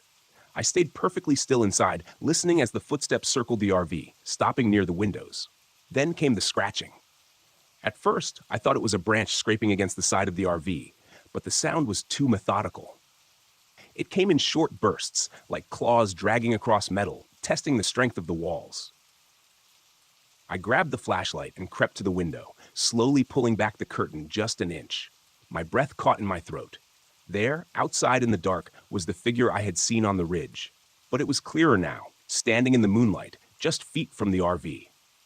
It wasn't human. At least not anymore. It looked like a man, but its limbs were wrong. Too long, too thin. Its skin was stretched tight over its bones, and its face, it was shifting, contorting, flickering between the face of a man and that of a coyote. It stopped scratching and turned toward the window, as if it could sense me watching. Its eyes, yellow and gleaming, locked onto mine for a moment. Time seemed to freeze. Then it bared its teeth in a sickening grin. I staggered back, heart pounding in my chest, and stumbled toward the door. I had to get out, had to run. But as soon as my hand reached for the latch, I heard it. "Mark?" I froze. "Mark, it's me." The voice, it was Sarah's. Soft, familiar, and filled with the love I hadn't heard in almost a year. I turned slowly, staring at the window.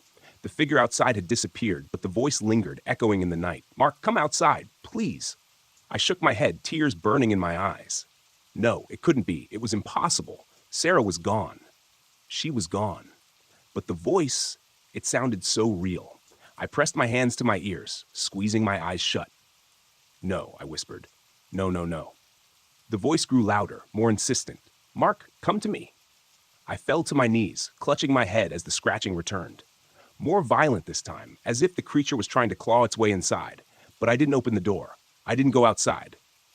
The next morning, everything was quiet. No scratches, no footsteps, no voice. I stepped outside, and the desert was calm again. The tracks erased by the wind. The RV started without a hitch. I drove away from Monument Valley, leaving the cursed land behind. But the memory of that night, the voice of my wife, the creature in the dark, has followed me ever since. Some things can't be explained. Some things, I realize now, should never be disturbed.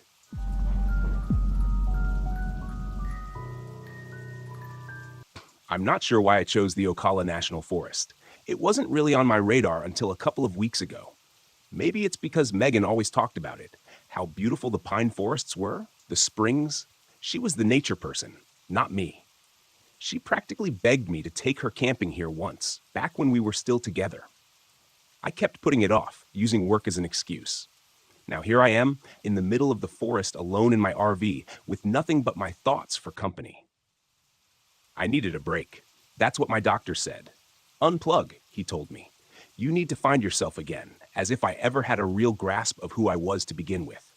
2 weeks into my forced time off, I wasn't any closer to finding peace or clarity. I felt off. I didn't realize how addicted I was to being connected. No emails, no social media, no news feeds, just silence and isolation. It was what I thought I wanted. The first night in the RV wasn't too bad. I parked in a secluded spot far from the main road, surrounded by towering pine trees. I managed to set up camp without any major problems.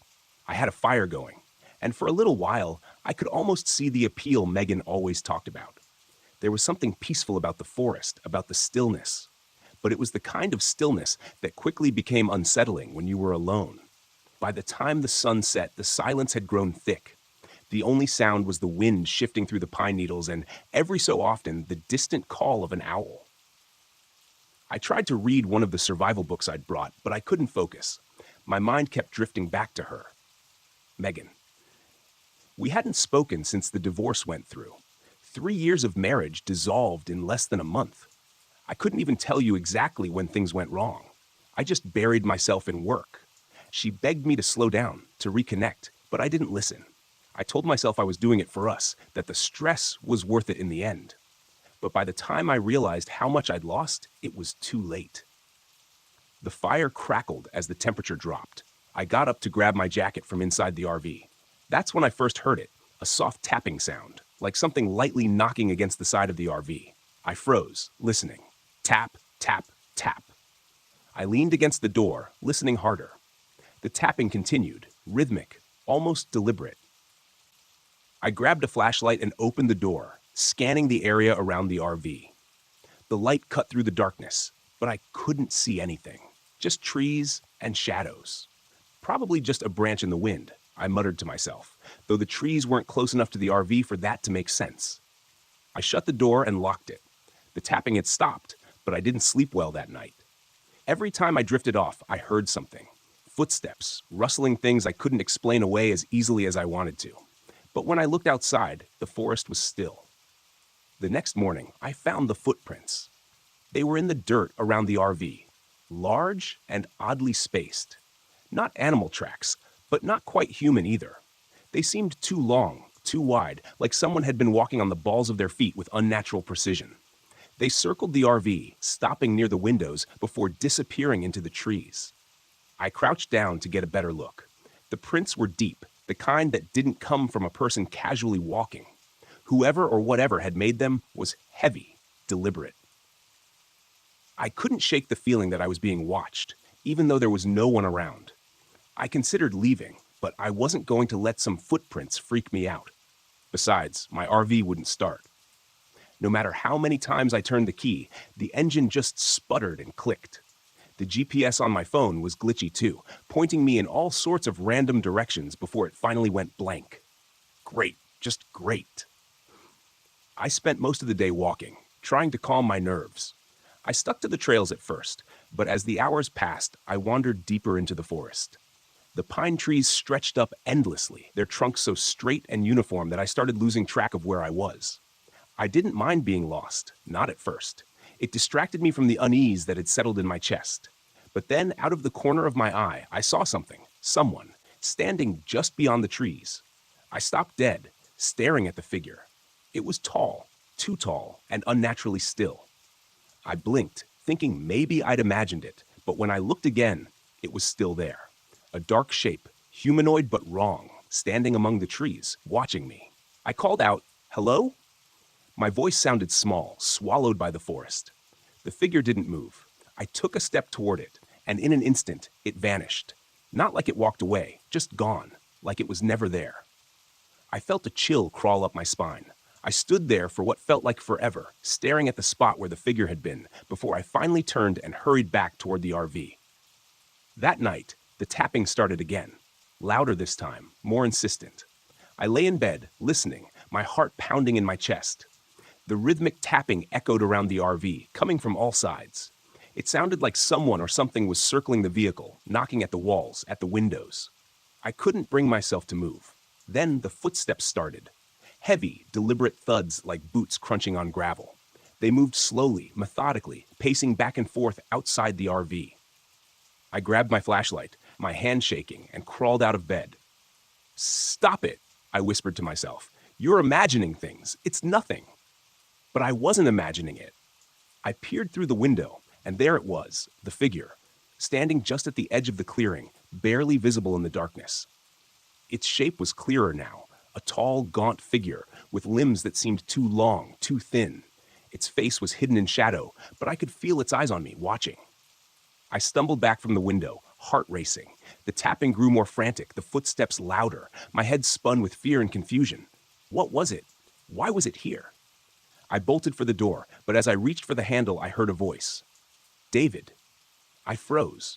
It was Megan's voice, soft, familiar, and unmistakable. "David, come outside." My breath caught in my throat. "Megan?" I whispered, barely able to speak. "Come to me." I stared at the door, my hand trembling on the latch. The voice was so clear, so real, but Megan wasn't here. She couldn't be. It wasn't her. "David, please." The voice grew more insistent, more urgent, but something in the tone was wrong, off. It wasn't her. It couldn't be. I backed away from the door, my heart pounding in my chest. The tapping and footsteps stopped all at once, leaving an eerie silence in their wake. I didn't sleep that night. The next morning, the forest felt different, lighter somehow. The figure was gone, and the RV started on the first try. I didn't waste any time. I packed up and drove away, leaving the forest behind as quickly as I could. But even now, as I sit here writing this, I can't shake the feeling that something is still watching me, that maybe, just maybe, I didn't leave it behind.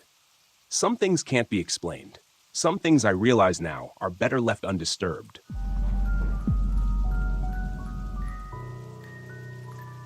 I thought this trip would fix everything. I thought that a week out in the woods, just me and Tyler, would somehow repair the damage from the past year. The divorce hit him harder than it hit me, and that's saying something. I thought maybe, out here in the quiet, away from the distractions of phones in the city, we could connect again. You know, like fathers and sons are supposed to. But from the moment we hit the road, I knew it wasn't going to be easy.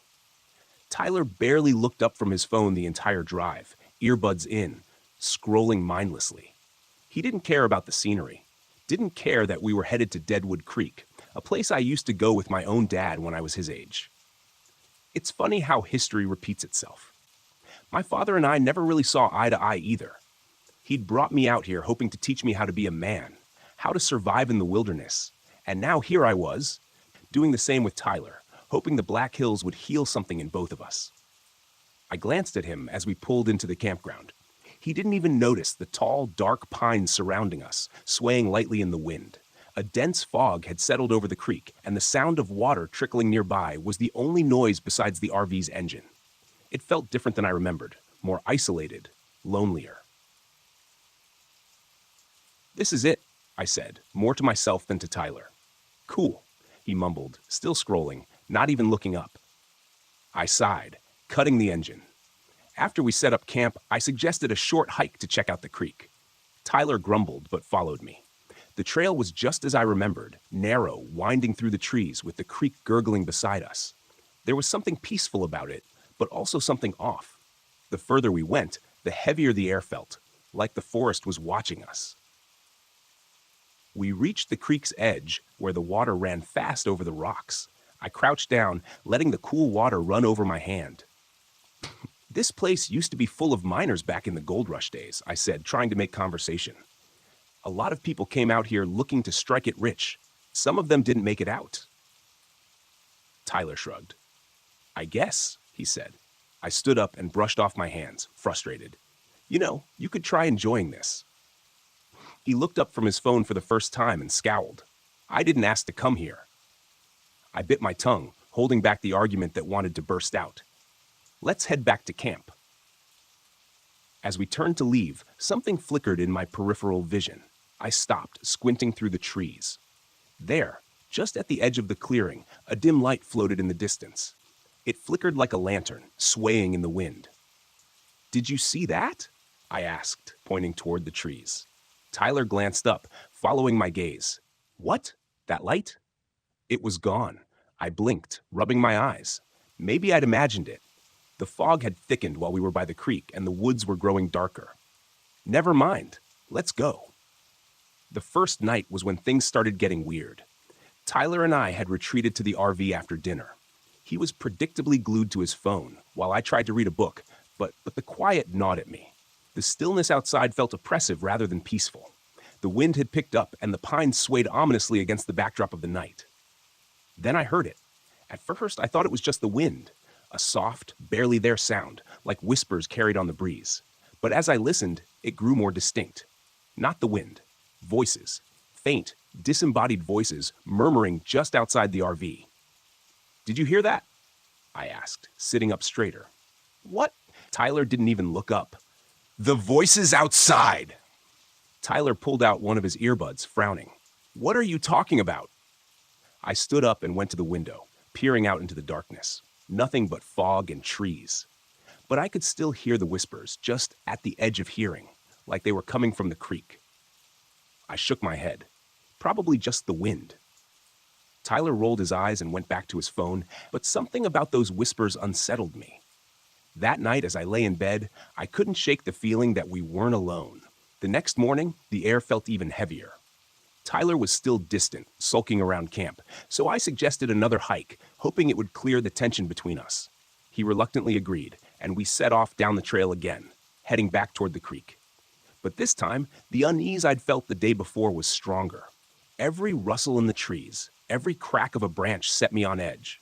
As we walked, I couldn't help but glance over my shoulder. The feeling of being watched was constant now, like eyes were following us from the shadows. Then I saw it again, the light. This time, it was brighter, flickering between the trees ahead of us, moving slowly, like a lantern being carried by an unseen hand. "There it is," I whispered, grabbing Tyler's arm. "Do you see it?" He stopped, frowning. What are you talking about?" The light flickered in and out, growing dimmer before vanishing completely. I took a step forward, but Tyler grabbed my arm. Dad, let's just go back. I wanted to argue, but the look on his face, the fear in his eyes stopped me. Truth be told, I was scared too. Yeah, let's go. That night, the footsteps started. It was late, maybe past midnight, and I just managed to drift off when I heard them. Slow, deliberate steps, crunching on the gravel outside the RV. At first, I thought it was just an animal, maybe a deer or something, but the steps were too heavy, too purposeful. I lay there, holding my breath, listening as the footsteps circled the RV. They stopped by the window, then moved to the door. Tyler stirred in his sleep, but didn't wake. I slipped out of bed and grabbed the flashlight. My heart pounded in my chest as I crept toward the window, slowly pulling back the curtain. The beam of my flashlight cut through the darkness, and there, just at the edge of the light, stood a figure. It was tall, dressed in ragged, old-fashioned clothes like something out of the Gold Rush era. A wide-brimmed hat covered most of its face, but I could see the gleam of a lantern hanging from its hand. The figure stood perfectly still, just watching the RV. I stumbled back, heart racing. I didn't know what to do. My mind raced, searching for a rational explanation, but I couldn't find one. Then, just as suddenly as it had appeared, the figure turned and vanished into the fog, the light of its lantern disappearing with it. The next day, Tyler was pale and jittery, his usual teenage indifference replaced with genuine fear. He hadn't seen the figure, but he'd heard the footsteps, and the look in his eyes told me he knew something was wrong. "We need to leave," he said, his voice trembling. "I know," I replied. "I'll start the RV. We'll head out." But when I turned the key in the ignition, nothing happened. The engine sputtered, then went silent. I tried again and again, but the RV wouldn't start. "We're stuck here," I muttered, feeling the weight of dread settle over me. That night, the footsteps returned. This time, they were louder, more insistent. The figure was back, pacing around the RV, dragging something behind it. I could hear the heavy scrape of metal on gravel, like chains being dragged along the ground. "Dad, what is that?" Tyler whispered, his face pale with fear. I didn't have an answer. I grabbed the flashlight and stepped toward the door. "Stay inside," I told him. "No, don't go out there," he begged, grabbing my arm. But I couldn't just sit there, listening to the thing outside. I had to confront it. I opened the door and stepped out into the cold night. The figure was there, standing by the creek, its lantern casting an eerie glow over the water. It didn't move as I approached, just watched me with shadowed eyes. "What do you want?" I shouted, though my voice trembled. "What are you?" The figure didn't respond. Instead, it slowly lifted its arm, pointing to the ground near the water's edge. There, half buried in the mud, was an old, rusted gold pan. I didn't understand at first, but then it hit me. The legend, the miner's ghost protecting his lost fortune. I knelt down, my hands trembling, and lifted the pan from the mud. As soon as I touched it, the figure vanished. The footsteps stopped. The whispers and the wind fell silent. The air was lighter. The oppressive weight lifted. I stood there for a long time, holding the gold pan, my mind racing. Then, without looking back, I turned and went back to the RV. The next morning, the RV started without a hitch. We left Deadwood Creek behind, and neither of us spoke about what happened. But as we drove away, I couldn't help but glance in the rearview mirror, half expecting to see the figure watching us from the trees. I didn't, but I knew, deep down, that something had happened out there. Something I couldn't explain. Something I would never forget. And maybe, just maybe, Tyler and I would be okay.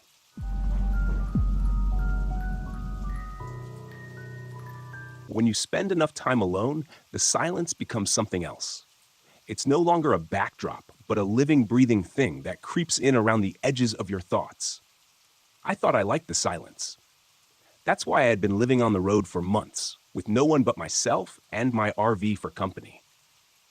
But this trip to Ocala National Forest was supposed to be different. I needed to reset, to get my head straight. I guess that's what they all say before they lose it. The first day was easy enough. I set up camp on the edge of the forest, not far from one of the swamps that ran through Ocala. I had picked this spot on purpose, far enough from the touristy campgrounds, but close enough to the water to take some good photos. Photography had become my new hobby, something to fill the long stretches of time, Something to keep my mind off Rachel. The forest was thick with towering pines and oaks, their branches twisting and closing in overhead. The light filtered through the leaves in a way that made the air seem heavy, almost suffocating, but it was peaceful. Or at least I told myself it was. I parked the RV near a clearing, right where the swamp met the woods. The ground was firm enough, and I didn't think much of the water nearby. I had no reason to worry. Not yet. By the time I finished setting up, the sun was already dipping low, casting long shadows that stretched across the clearing. The air was unnervingly still, like the whole forest was holding its breath. But I didn't mind. Solitude was the whole point. I sat outside for a while, watching the last of the light fade before retreating inside the RV. The hum of the small generator I had hooked up was the only sound breaking the silence. Everything seemed fine. Everything was fine, until the light started flickering. It was subtle at first, just a dimming of the overhead lights. I figured the wiring was faulty. Nothing I couldn't fix. I'm a mechanic by trade, after all. I ignored it, settling in with a book, trying to lose myself in the words. But then the flickering got worse. The lights flashed on and off in rapid succession. The shadows in the RV danced wildly before everything went dark. I sighed, more frustrated than anything, and grabbed my flashlight. After a few minutes of fumbling with the wires, I got the power back on. The lights stabilized, but there was something else. A soft buzzing noise, faint, just at the edge of hearing, like a distant hum. It might have been the swamp, maybe bugs, or just the generator straining, but it set me on edge. That night, I barely slept. The next morning, the unease I'd felt the night before was gone, replaced by a sense of calm. The sunlight was warm, and the swamp shimmered in the early light. I grabbed my camera and set out for a walk, looking for something worth capturing. Ocala was known for its beauty, the kind of untouched wilderness that's hard to find these days. But the deeper I walked into the woods, the more I realized something was off. It started small, little things I could have easily ignored. My compass acting up, the needle spinning lazily before settling in the wrong direction. The buzzing sound from the night before returned, louder now, seeming to come from all around me. I chalked it up to the swamp mosquitoes, maybe, or some malfunction with the generator still ringing in my ears. But when I came back to camp, I noticed the first real sign that something wasn't right. My gear, things I'd left on the picnic table outside, was scattered across the ground, not in a way that suggested wind either. The table had been cleared. My flashlight, the lantern, the tools I'd left out, all of them were scattered in a perfect line toward the swamp. I stopped, staring at the items. Someone had been here, or something. I'm not easily spooked, but my gut told me to get back inside, lock the doors. That night, I sat in the RV, every light on, clutching a lantern just in case the power flickered again. I told myself it was fine. Probably some animal. Bears get curious, right? But when the tapping started, I couldn't shake the feeling that I wasn't alone. It was soft at first, just a light tapping on the window, like something brushing against it. I glanced over, but didn't see anything. I convinced myself it was the wind, the branches moving in the breeze. But then the tapping came again and again. I grabbed my flashlight and opened the door, stepping out into the cold night air. The swamp smelled foul, like rot and decay, and the buzzing sound was back, louder than ever. I swept the beam of the flashlight across the clearing, and that's when I saw them. Footprints. Large, human-like prints, leading right up to the window of my RV. The mud was fresh, still wet from the swamp, and the prints were clear. But there were no other signs of anyone around, no trails leading away. Just those prints, stopping right at the window. Then, nothing. I froze, my breath catching in my throat. I wanted to believe it was someone playing a prank, some camper messing with me. But I hadn't seen another soul since I got here. No cars at the trailhead, no signs of other campers nearby. I hurried back inside, locking the door, but I knew it wouldn't help. The feeling in my gut told me I was being watched. By the third day, I wanted out. I'd seen enough, but when I tried to start the RV, nothing happened. The engine clicked, but wouldn't turn over. I tried again and again, but the RV refused to start. Panic settled in. My phone had no signal, this deep in the forest, and the nearest ranger station was miles away. The buzzing sound was louder now, constant, like a low hum in the back of my skull. I packed a bag and decided to hike out. Staying another night was out of the question. The trail was familiar enough, but something was different. The air was thick, stifling, and the swamp seemed to have crept closer. I hadn't noticed it before, but the water was rising, soaking the ground around my campsite. The once dried trail was now a muddy mess, slowing me down as I tried to navigate through the trees. And then I saw them. At first, they were just shadows moving between the trees, barely visible in the corner of my eye. I stopped, trying to focus, but every time I turned to look, they were gone. My heart raced. I pushed forward faster now, but the shadows followed me. They stayed just out of sight, flickering in and out of existence, like ghosts. By the time I reached the halfway point, the whispers started. It wasn't loud, just a faint, distant murmur, but it was unmistakable. Voices speaking in a language I didn't understand, too quiet to make out the words. I spun around, searching for the source, but there was nothing. Just the trees, the swamp, and those damn shadows. The trail blurred before my eyes, and I stumbled, my head swimming. I couldn't think straight. The buzzing, the whispers, it was too much. I needed to get out of here, but no matter which way I turned, the trail led me back to the swamp. It was like the forest was folding in on itself, trapping me in a maze of water and trees. My head throbbed, my vision blurred, and then I saw them. Standing at the edge of the swamp, barely visible in the twilight, were the figures. They were tall, too tall to be human, with elongated limbs and dark faces. They didn't move. They just stood there watching me, their forms flickering in and out of the shadows like something half-formed, not fully real. I backed away, my heart pounding, but they didn't follow. They didn't need to. The buzzing sound grew louder, the whispers more insistent. I turned and ran, not caring where the trail led. I just needed to get away. When I finally collapsed back at the RV, drenched in sweat and mud, the sun was already setting. The swamp had crept even closer, the water now lapping at the edges of the clearing. I locked myself inside, every light on, but it didn't matter. I could still hear them. The whispers, the tapping, the buzzing. It all grew louder, closing in on me from every side. I knew what was out there.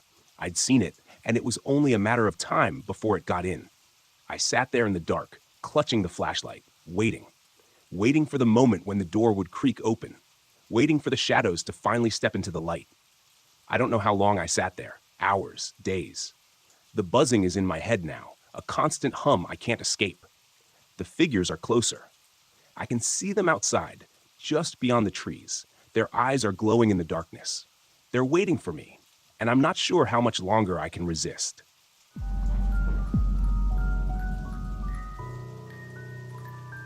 I should have known better than to trust an unmarked road.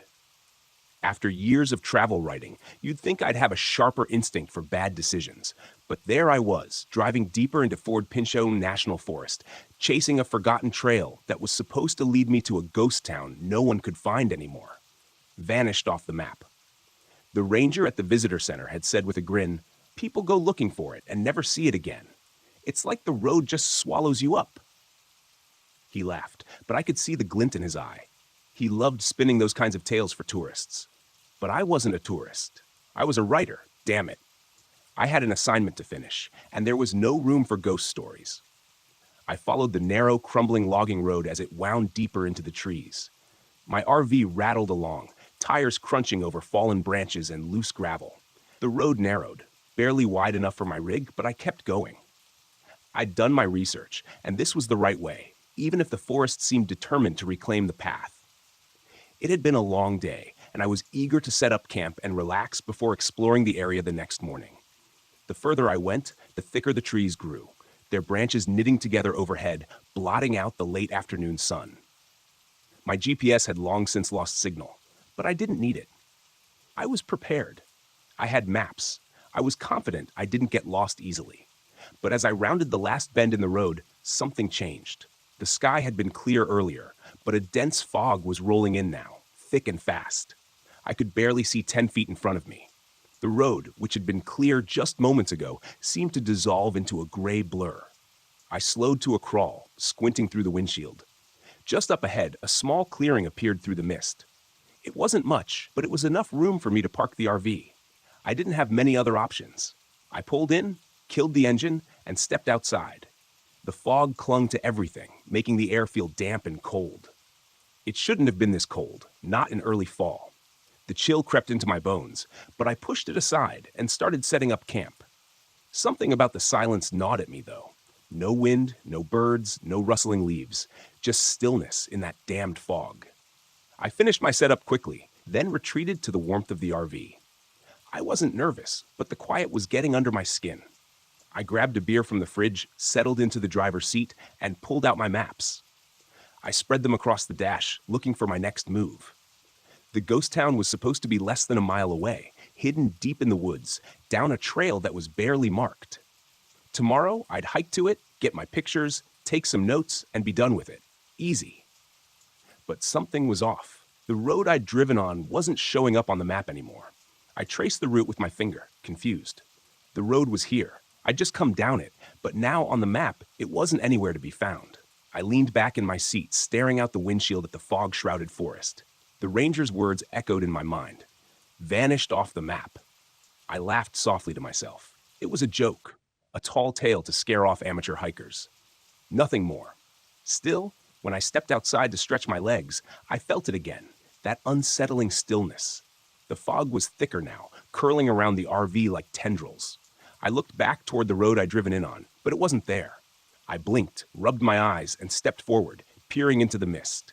No road. Just an unbroken line of trees. My stomach tightened. I walked a few more steps, hoping the road would reappear, but it didn't. The forest was dense, the trees close together. There was no sign of the path I had taken just hours earlier. It was as if it had been swallowed whole. I jogged back to the RV, heart racing now. I grabbed my flashlight and marched back to where the road should have been, sweeping the beam through the fog, but all I could see were trees. Tall, dark, and oppressive. My breath fogged the air in front of me as I stood there, trying to make sense of it. The road couldn't just vanish. I hadn't gotten lost. I couldn't have. But when I turned back toward the RV, I felt it, that creeping sensation that I wasn't alone. I swung the flashlight around, heart pounding, and for a split second, I thought I saw a movement in the fog. A figure, tall and thin, slipping between the trees. Hello. My voice cracked. I regretted speaking as soon as the word left my mouth. The fog swallowed my voice, leaving nothing but silence in its wake. I scanned the tree line again. Nothing. I backed toward the RV, my nerves on edge, and hurried inside, locking the door behind me. I wasn't about to let a little fog and a missing road freak me out, but something felt wrong. The rational part of my brain was trying to make sense of it. Fog could play tricks on your eyes, and maybe I'd missed a turn somewhere. That was all. But deep down, I wasn't convinced. I spent the next hour pacing the length of the RV, checking and rechecking my maps, trying to retrace my route in my head.